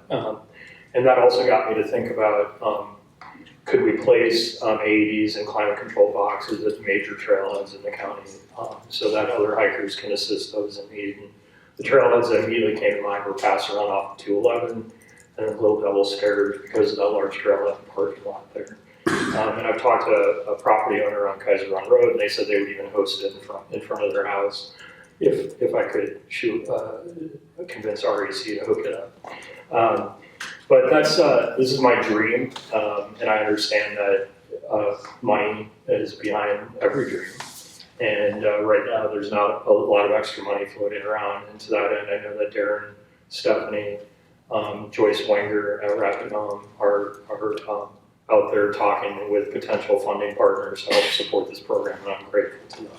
So that's all I have. Again, happy CPR and AED Awareness Week, and Yeah, if you don't know how to do hands-only CPR, let us know. We'll find someone to show you. It doesn't take long to learn it because that is all you need to do to help someone. Thanks. I do think it would be good for the county to offer on at least every 6 months a CPR AED training class. When I shared the information from the fire companies, because each company has CPR training at different days of the year, people started asking questions about, okay, how long is it going to take, and what do I need to bring, and does it cost me anything, and all this other stuff. And I was told to take your post down because we aren't really ready for those kind of questions. So I think we should do something twice a year to ensure that people know how to save lives with or without equipment, because that's the key. Yeah, and Darren and I and the sheriff have talked about doing something for staff. Yep. Here in the near term, because we do have some AEDs in county buildings, and we want those folks to understand how to use them, and perhaps if they don't have an AED, what they should be doing in those circumstances. So we're working on a strategy to do that in a way that fits in with everybody's busy schedule. That's great. Good. Yeah, when I, you know, once upon a time when I was teaching classes at the wharf, all town of Warrenton employees are CPR, first aid, AED certified, and then at the wharf in particular, if I remember correctly, there were about 70 total employees there, you know, full-time or part-time, and we would refresh we'd get our certification, but then we would have refreshers twice a year. And yes, it was herding cats, and some of us went there, you know, with frowns on our faces. However, in my time at the wharf, not by me, there were several folks who were revived, and I attribute that to the staff being ready, like the staff there, knowing their emergency action plan and being comfortable with performing CPR. So. Right. Great idea. That may take a while, but maybe these are my communities. Thanks for indulging me on all of this. Real estate taxation exemption by board. By board designation. So in Virginia, there's two different ways property can become exempt from real estate taxation. One is classification. This is a constitutional basis, and then in the state code, there's a very, very long list of organizations who have the nonprofits who are listed by the state who can be exempt from real estate tax. If you're not exempted by the Constitution or the very long list in the state code, localities have the opportunity to designate certain property owners that meet certain criteria as tax exempt. One of your tax exempt entities has reached out to staff recently and said, we didn't used to own property, we do own property now, and we understand the localities can designate entities as being tax exempt. And my response was, haven't done that I'm aware of through an official process. There are code-based requirements, which I've copied and included in the board packet narrative. And so you just can't exempt anybody that have to meet certain criteria. And my recommendation or response to those folks was, before the board gets into this, I believe firmly that there should be a clear policy on how you're going to apply the process, or an ordinance on how you're going to apply the process. Each time you so designate, that requires an ordinance to be adopted. So that goes through the required public hearing process to adopt that ordinance for that specific organization. So you could have an ordinance that guides how you're going to handle ordinances, or you could have a policy. My last community had a detailed policy, a detailed application form, and then a review process.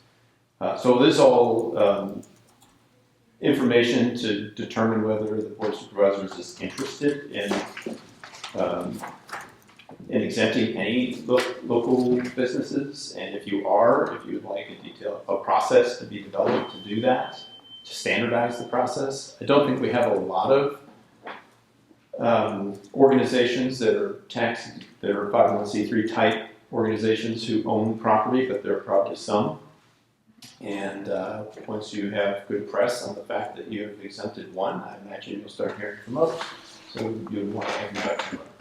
I'll put forward a motion to authorize staff to develop a policy to guide the application, review, and approval process for tax exemption by designation authorized by Virginia Code Section 58.1-3651 with the additional instruction that, if possible, if we could see at least a ballpark estimate, understanding what 501c3 organizations on real property, what the revenue consequences of a total exemption of those properties would be. I have a motion, I will second that motion. Any discussion? This is just to develop a policy, this isn't passing a policy, I just wanna make sure. We're not even close. Like, this makes, I have questions. But I think it is important that we include the, just to get a ballpark on what it would mean. Because I know for Rappahannock Association for Arts in the Community, we're talking maybe $4,000 a year, from my understanding, talking with them. So recognizing there might be other 501c3s. And that's probably before they invest in their building. Well, I got that. Yeah. Good point. Very good point. So, it would be helpful just to know what the bottom line impact would be. That may not be simple, but we can at least. Rough Yeah. ballpark. All right, we have a motion and a second. All those in favor say aye. Aye. Thank you. Initial steps for potential referendum. Ms. Jewell, is this one yours? It is mine. So during the CIP development process, we talked about the fact that at that time, there were numerous bills being floated around the General Assembly that would, if approved, allow a referendum to be held for a 1% local sales tax for revenue from which would be restricted solely to school capital. That assumption that we would have that referendum and the assumption that it would pass was included in the adopted CIP. That process of getting something on any referendum on a ballot is quite a process, and we have to tick off a lot of boxes. That process is coming up very soon. We have no idea if the state budget is going to include language authorizing us to do this or not. Okay. But I'm trying to be prepared that if it is included in the state's budget, I'm trying to ensure that I'm prepared so that you can be prepared to do what you wish to either proceed or not with the question being on the ballot this November. And if you just pause 1 second, both bills in both the House and the Senate ultimately did not progress in favor of being dealt with as part of the budget. And that's, I think, part of the broader budget negotiation tool. So we don't know if this is going to come out the other side of the budget process. So that's the point of this item, is to get direction from you as to whether you are interested in considering on July 6th a resolution to include this on the ballot on November 3rd, I believe it is. Are we talking a tremendous amount of time on your part between now and July 6th? No. Okay, then I will put forward a motion that we consider this at our July 6th meeting, acknowledging that right now the indication is we don't know what's going to come out of the legislature. Right, and if something from the budget comes out and it's not in there, the final budget does not include any language authorizing this, then it's a moot point, and I won't include anything on your July 6th Okay, agenda. as long as it's not going to, become your full-time It is not. Okay. And we'll be able to craft a resolution as we learn about the budget from the Yes. state, which hopefully will come before. the Thanks end for of the fiscal including year. this and at least giving us the option of weighing in. That's my I motion. have a motion Second. and a second. Any discussion? All those in favor say aye. Aye. Aye. Thank you. Thanks a lot. Thank you. General reassessment process and schedule. I know. Has it been 6 years already? It No, has. it has not been 6 years, but it takes us a couple of years to run through this process. And I look back at the agenda items from 6 years ago, and this is about the same meeting when we had these conversations. Ms. Graham and I have been working to identify an appropriate reassessment firm.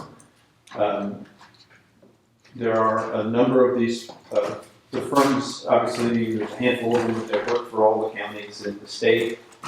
Pretty much all of those contracts have cooperative procurement language in them, which allows us to work and through kind of an informal RFP process with these different providers. Ms. Graham and I have reviewed a couple of proposals, and we've met with one firm. From a timing perspective, we hope to recommend that or plan to recommend a firm to you at the July meeting. And I didn't want to do that cold. If you remember part of the budget, and you're not really part of it, anticipating the budget, and then part of the later ordinance amendment was to increase the fee for land use taxation applications and revalidation. Based on the preliminary proposals that I have seen, the fee will be covered by the revalidation cost. So we hope that that would be the case.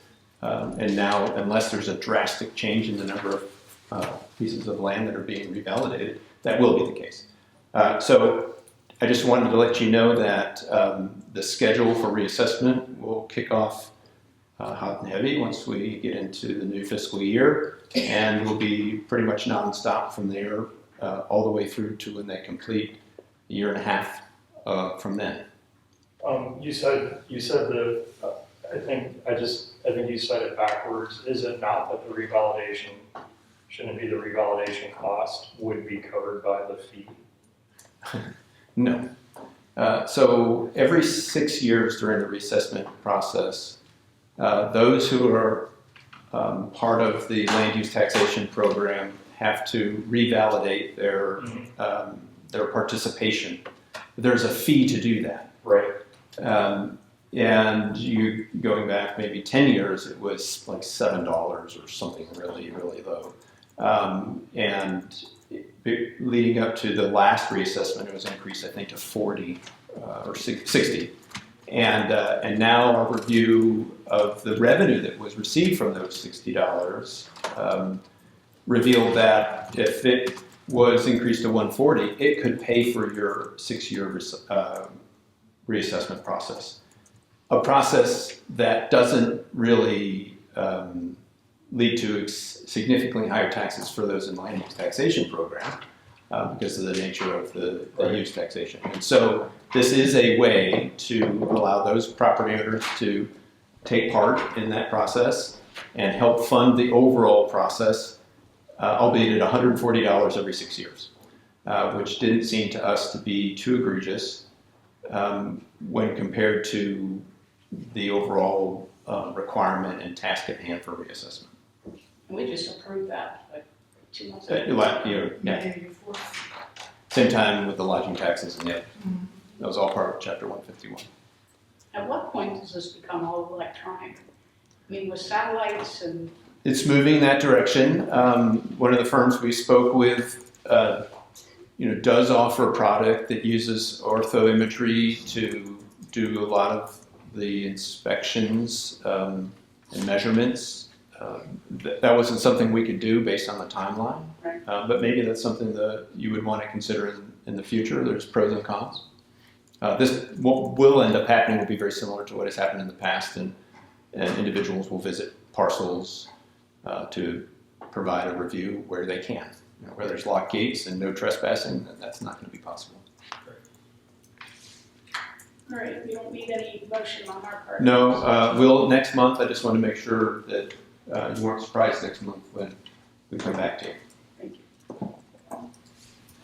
Board committee reports. It should be quick.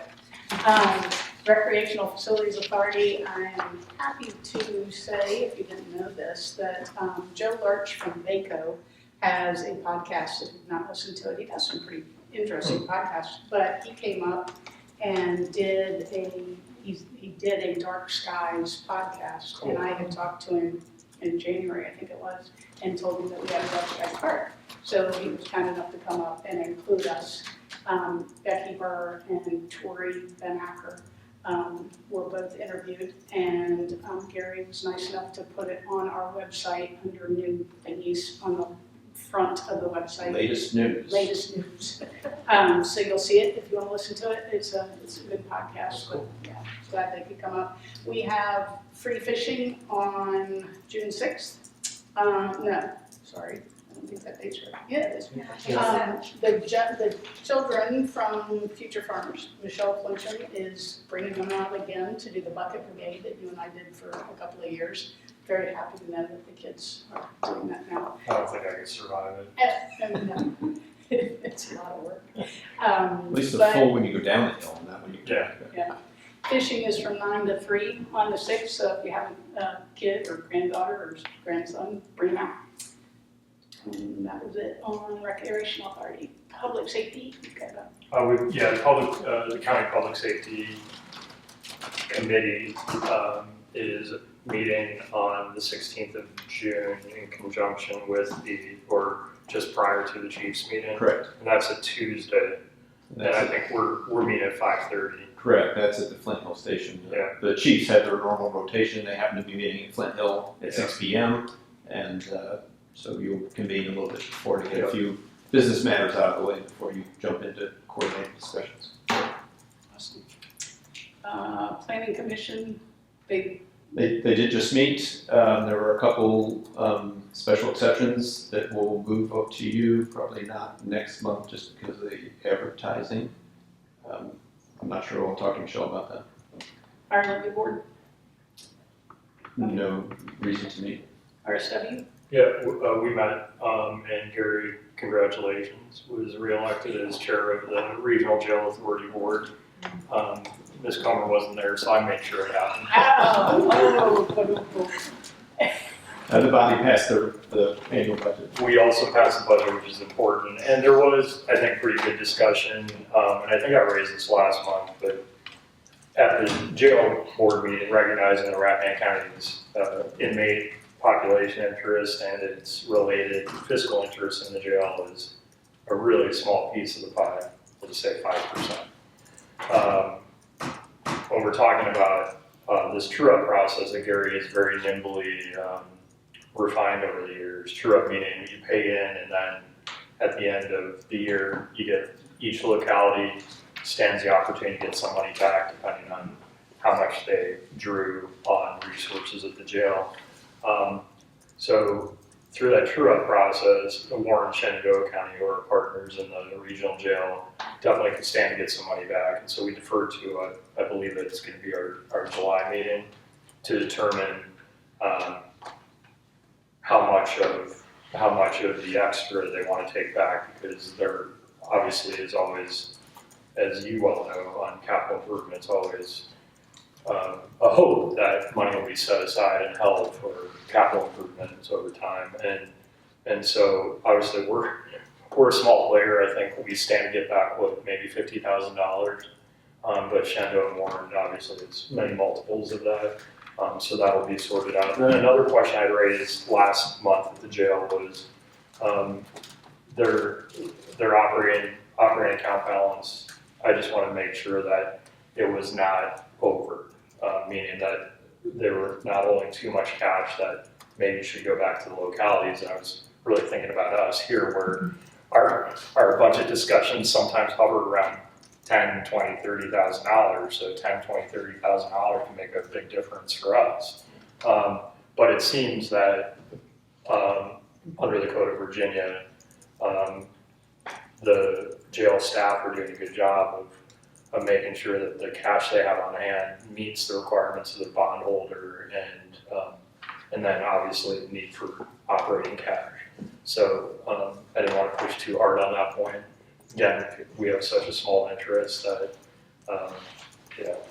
it's a little awkward to stand up and make a big deal out of them holding more cash than they should when we don't have much of it anyway. But still, Gary, my compliments, he does a super job, and I think everyone there, staff and other members of the authority board, really respect the work that Gary's done there. So I'm grateful to have his leadership. Yes, I'm glad to hear it was renewed. It's good to be a neutral party among the big counties. You did. Just saying, so we need to go into that. No. With the mics on, we will. Virginia Career Alert. We meet this month. Okay. All right, reports.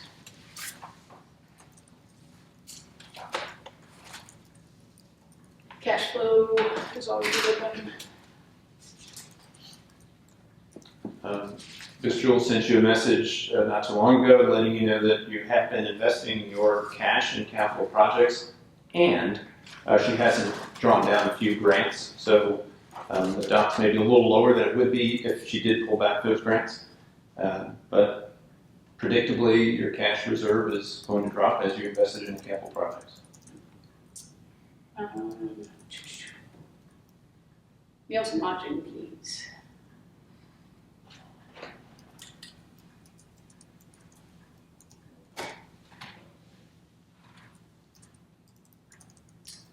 Pretty close. Say this would. Well, the fourth quarter report, that won't happen until the 20th of July. Right. Will be accrued back, and so that will then end up in the fourth quarter. This data is trying to think where we're through. So that was due. So this should only be through, that should be what we got in April for March. So when it's all said and done, if there were any late payments, which you might have heard about some, that bar might get a little bit higher when it's all said and done. Okay, that's cool. Okay. And sales tax, this one's always so interesting. We're still shopping. Mm-hmm. A little growth over last year. The only month that's not been higher than the preceding year was April, was just a little bit below. Oh, okay. Which, remember, is from spending 2 months prior. Yes. And so sales like through. Those are February sales that caused the tax bar into April on this chart. Okay, so like sitting here today, if we take sales tax revenue and add meals and lodging tax revenue through today, is it like? It's hard to see the total here. But, Yeah. It's like maybe $1.5 million or something. Well, we are anticipating for FY27 it'll be quite a bit more. Yep. Look at the revenue report. And we can tell them what that is. That's,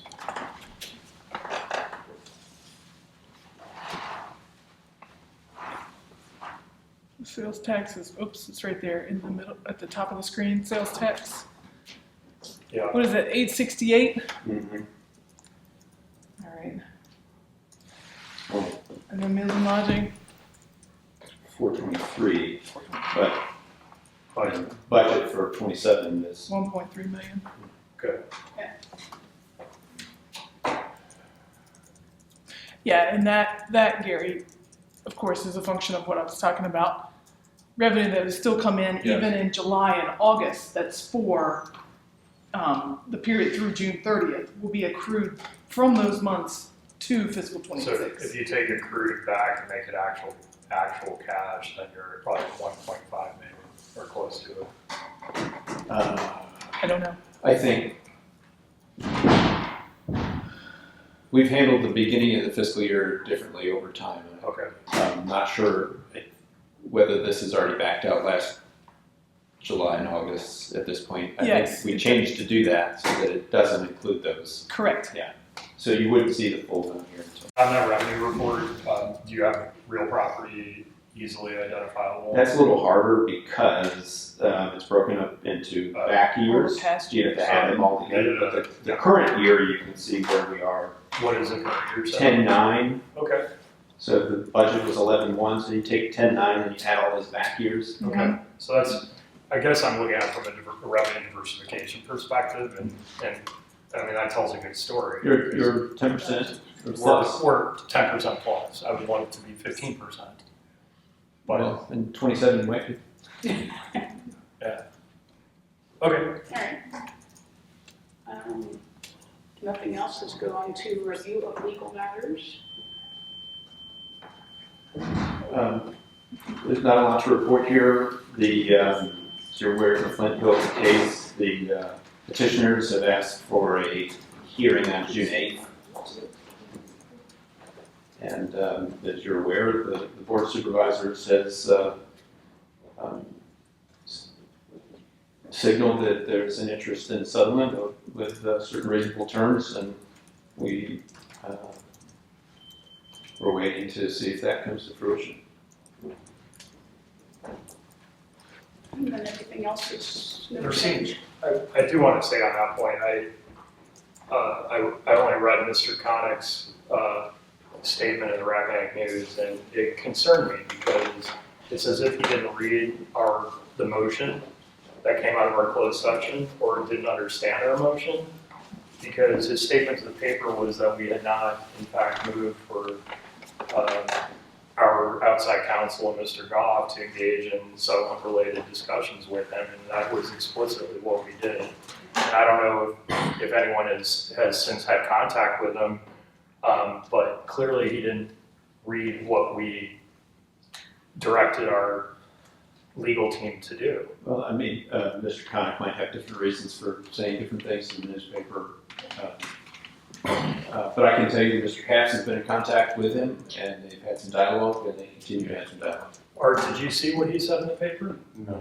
What he said in the paper was that we had not directed you or Mr. Capps to engage with him. He said we had directed you to engage with counsel to the current leadership of Company 4. That it was a two-part directive. It was one, to enter into settlement discussions with him, and while doing so, confer with counsel to the current leadership of Company 4. And it concerned me that the starting premise for those settlement discussions require engagement with him, and I just want to make sure that he understands that we directed you all to, in fact, engage with him. And he said the opposite. And I don't know why he would say that. Well, we don't know what he told the paper. We just know what the paper wrote. So, Well, I'm not saying the paper gets things wrong, but well, what I'll tell you is I raised this with Ms. Shanahan, and she wrote what he said, because I want to make sure of it when the paper came out. It was my understanding that we were to engage him. Right. Well, it was more than understanding. It was explicit in the language of our motion. and So I was concerned because Mr. Capps was going on vacation. So I was thinking about drafting a letter to Mr. Connick outlining the offer. And Mr. Capps was able to take time away from his private time to actually reach Mr. Connick on the phone.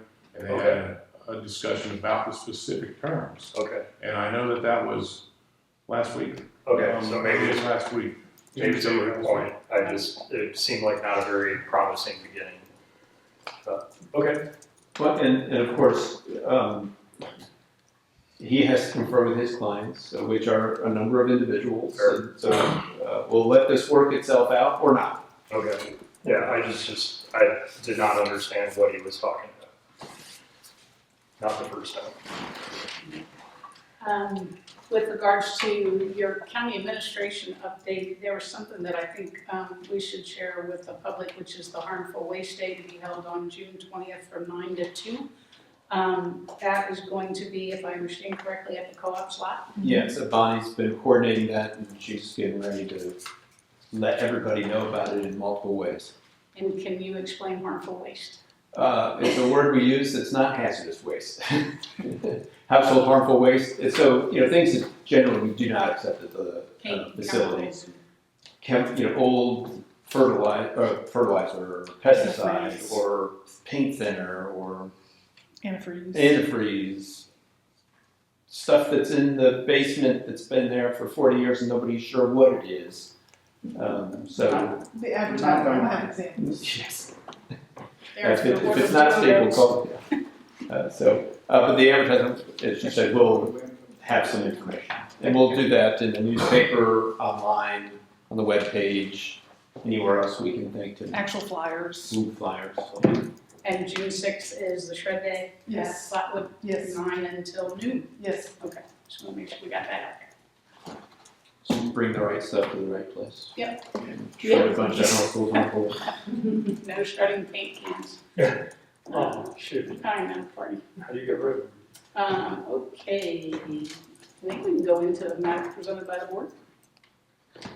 Ms. Conrad? Yeah, well, since we're talking about the county administration report, I was staying kind of quiet because I was waiting for the go ahead to share the news, and maybe I've missed where the news has been shared.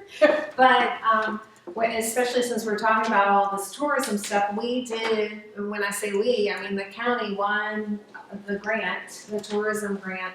And Bonnie, please help me get my numbers. Has it been announced by the state? It has. Okay. It has, it's in there, it says the governor issued a news release. Good. That's the only reason I said something. I've been quiet as a little mouse for weeks. And then when I saw this, I was like, oh, wait a minute, It was $15,000, right?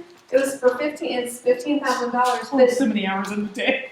did we not, we basically turned $10,000 into 25, correct? Yes. Yes, so, I'm Very excited about that. I'm excited about it, and it's a little teeny bit of money, but to your point, you were just talking about how sometimes we squabble about $20,000, $30,000. So, it is our 2026 Unplug, Explore, Recharge campaign. So congratulations and thank you, because I know that was, that took a fair amount of work. And I'm just so excited and so proud of that. The other thing, kind of piggybacking earlier, graduation was nice, of course, I'm biased, but it was nice. I thought the school did a really good job. That the class of 2026, again, I'm biased. I know just about every single one of them, but they are an impressive group. And they're not done this week. This weekend we go to states, and I can't remember how many kids actually are competing this weekend. I know at least 3 from the Jackson district are. You mean for track and field? For track and field, yes. In Harrisonburg. Yeah, so, and I mean, some pretty cool stuff in here. I won't go on and on and on because I could go. And then the last thing I just want to remind everyone, the unofficial or official kickoff to summer comes the end of this month, the Amosville Carnival. So I would assume everyone here has been. If you have not, my goodness, you're missing something. Pray for 80-degree weather and no rain. Yes, no thunderstorm. No, that's great. I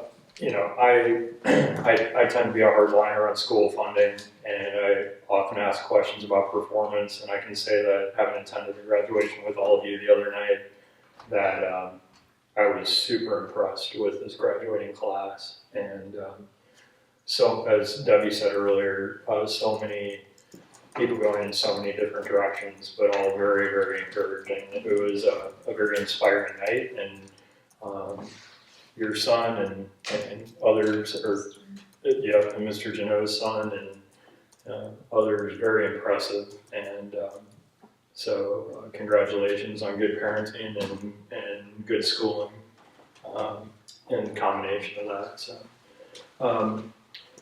I wanted to just share a couple of sad notes. Some have probably already heard that longtime great member of our community and my neighbor, Charlie Tompkins, died last Sunday. Charlie was a very, very accomplished photographer, founding member of the Rappahannock Association for Arts in the Community, a musician, and for me, he was a great neighbor. And you know, it's funny, I was thinking about it. Charlie had the luxury of splitting his time between the town of Washington and Harris Hollow. So I guess it's like having a Florida house. And, I don't know if his Harris Hollow house is a Florida house or his getaway, but he was out my way more often than not, and I sure will miss him as a neighbor. And then also, sadly, longtime director of the dining room at the Inn at Little Washington, my friend Neil O'Hare died, and he'd really been struggling for a long time, and he leaves behind Bernadette and 5 sons. And, his sons are kind of spitting images, so, but that was really sad.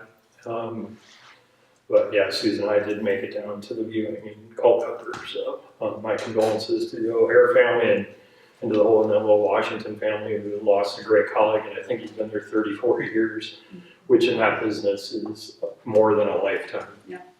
I wanted to mention that I did attend one of the Library Board of Trustees coffee hours a couple of weeks ago on a Saturday. And I really was so proud of the leadership on that board, and especially proud that Michael Chamowitz and Elizabeth Connolly are both Hampton District residents and are serving so well on that board, and also Victoria Fortuna, who's been on the board for a long time.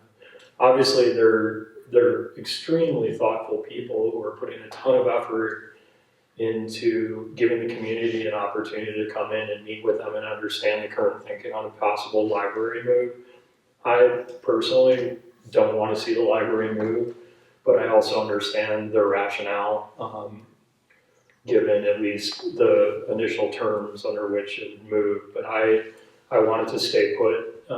I think it's a wonderful location, and kind of in the spirit of how I approach the courthouse project, I think we should always try to make do with what we have rather than build new stuff. I don't want to be defeatist or closed-minded, and ultimately it's going to, we're going to have to make a decision on that library at some point. But in the meantime, I have to say that the leadership on that board is really impressive, and there are many others, John Beardsley among them, who are putting a lot of thought and energy into the future of the library. And to the extent they continue to have these coffee gatherings, I would encourage everyone, if you have the time, to attend, because they're truly open about the analysis that they've been doing on the question of moving it or not moving it. And finally, real quickly, I know that Sheila mentioned earlier the word growth, and she wisely said it at a Board of Supervisors meeting, because I'm often one to say that growth shouldn't be in our active vocabulary, and I know that I take a pretty hard line on that question. She also mentioned a letter written by one of my constituents, Mr. Regnery, to the Rappahannock News, to which I responded the very next week. And that letter, to put it bluntly, I thought was completely out of touch with who we are as a county and why we all live here. And those of us who haven't lived here that long, I've been here shy of 25 years. It's really, Rappahannock County, the way it looks, it feels, is not something I ever want to change. And I moved here for a reason, and when I moved here to benefit from all the great land use decisions that were made in the past, I did not show up looking to change this place, and I take that very seriously, and it's a guiding principle for serving on this board for me. In Rappahannock County, I said it in an interview with Dana Bilbank of the Washington Post a couple summers ago. I said in Rappahannock County, change can be tiny, tiny, tiny change. And he complimented me by saying that to preserve rural communities, we need more people with the courage to think small. And so my daughter joked at the time that he might have been calling me simple-minded, and I corrected her and I said, no, I think he was saying that I appropriately am thinking small when it comes to changing Rappahannock County. So the letter from Mr. Regnery really caught me off guard, and it elicited from me and from another one of my constituents a very strong response, and there was a lot of online reaction to his letter. While perhaps there were some valid points made about the question of housing affordability, I just don't think that it is okay or acceptable for people to arrive in Rappahannock County and then decide that they're here and now they're going to change this place, suburbanize it, and making it look like the place that they left.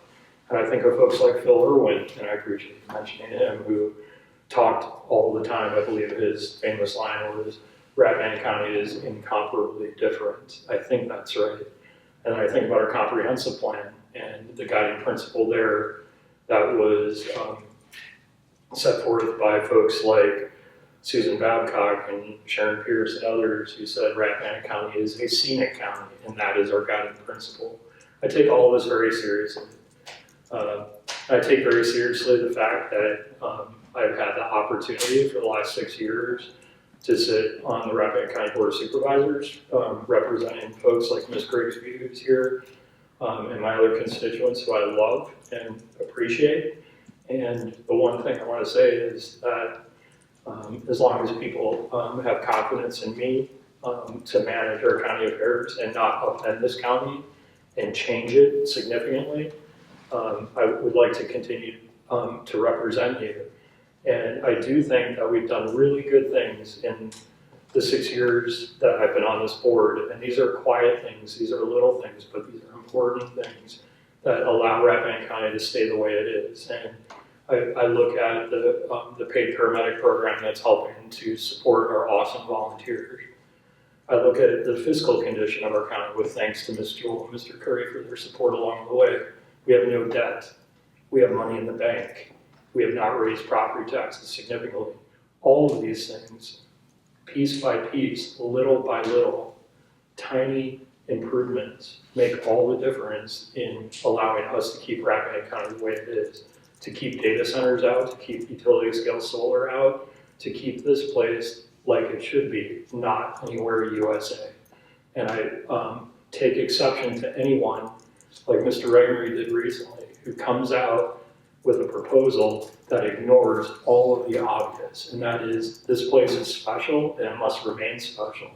And so I want to just get out early and say that I intend to run again next year, and I ask the voters of the Hampton District to support me because I think that I've demonstrated that I'm with you, and the majority of you who believe that preserving Rappahannock County in its current form while making improvements here and there along the edges has got to be our top priority. And I assure you that I will continue to do everything possible if reelected next year to make sure our land use decisions are such that Rappahannock County will continue to look and feel exactly like it is today. So that's all I want to say, and thank you for indulging. Thank you. The only thing I have is June 6th, there is a open house for anyone that wishes to attend from 11 to 1 at the Flint Hill Volunteer Fire Department. I know there's hot dogs and demonstrations and all kinds of things planned. So hopefully the weather will be nice and the community will come out to see everything we've been up to. And my question is joint meeting with the Planning Commission, that is Going to be tricky with everybody's summer schedule, so it's looking to be end of June, early July probably. okay. All right. I think We do know the disposition of all the bills, though. it's good. All right, that's all I got. Motion to adjourn. Aye. Second and aye. All in favor say aye. Aye. Thank you. Thanks a lot. Yep.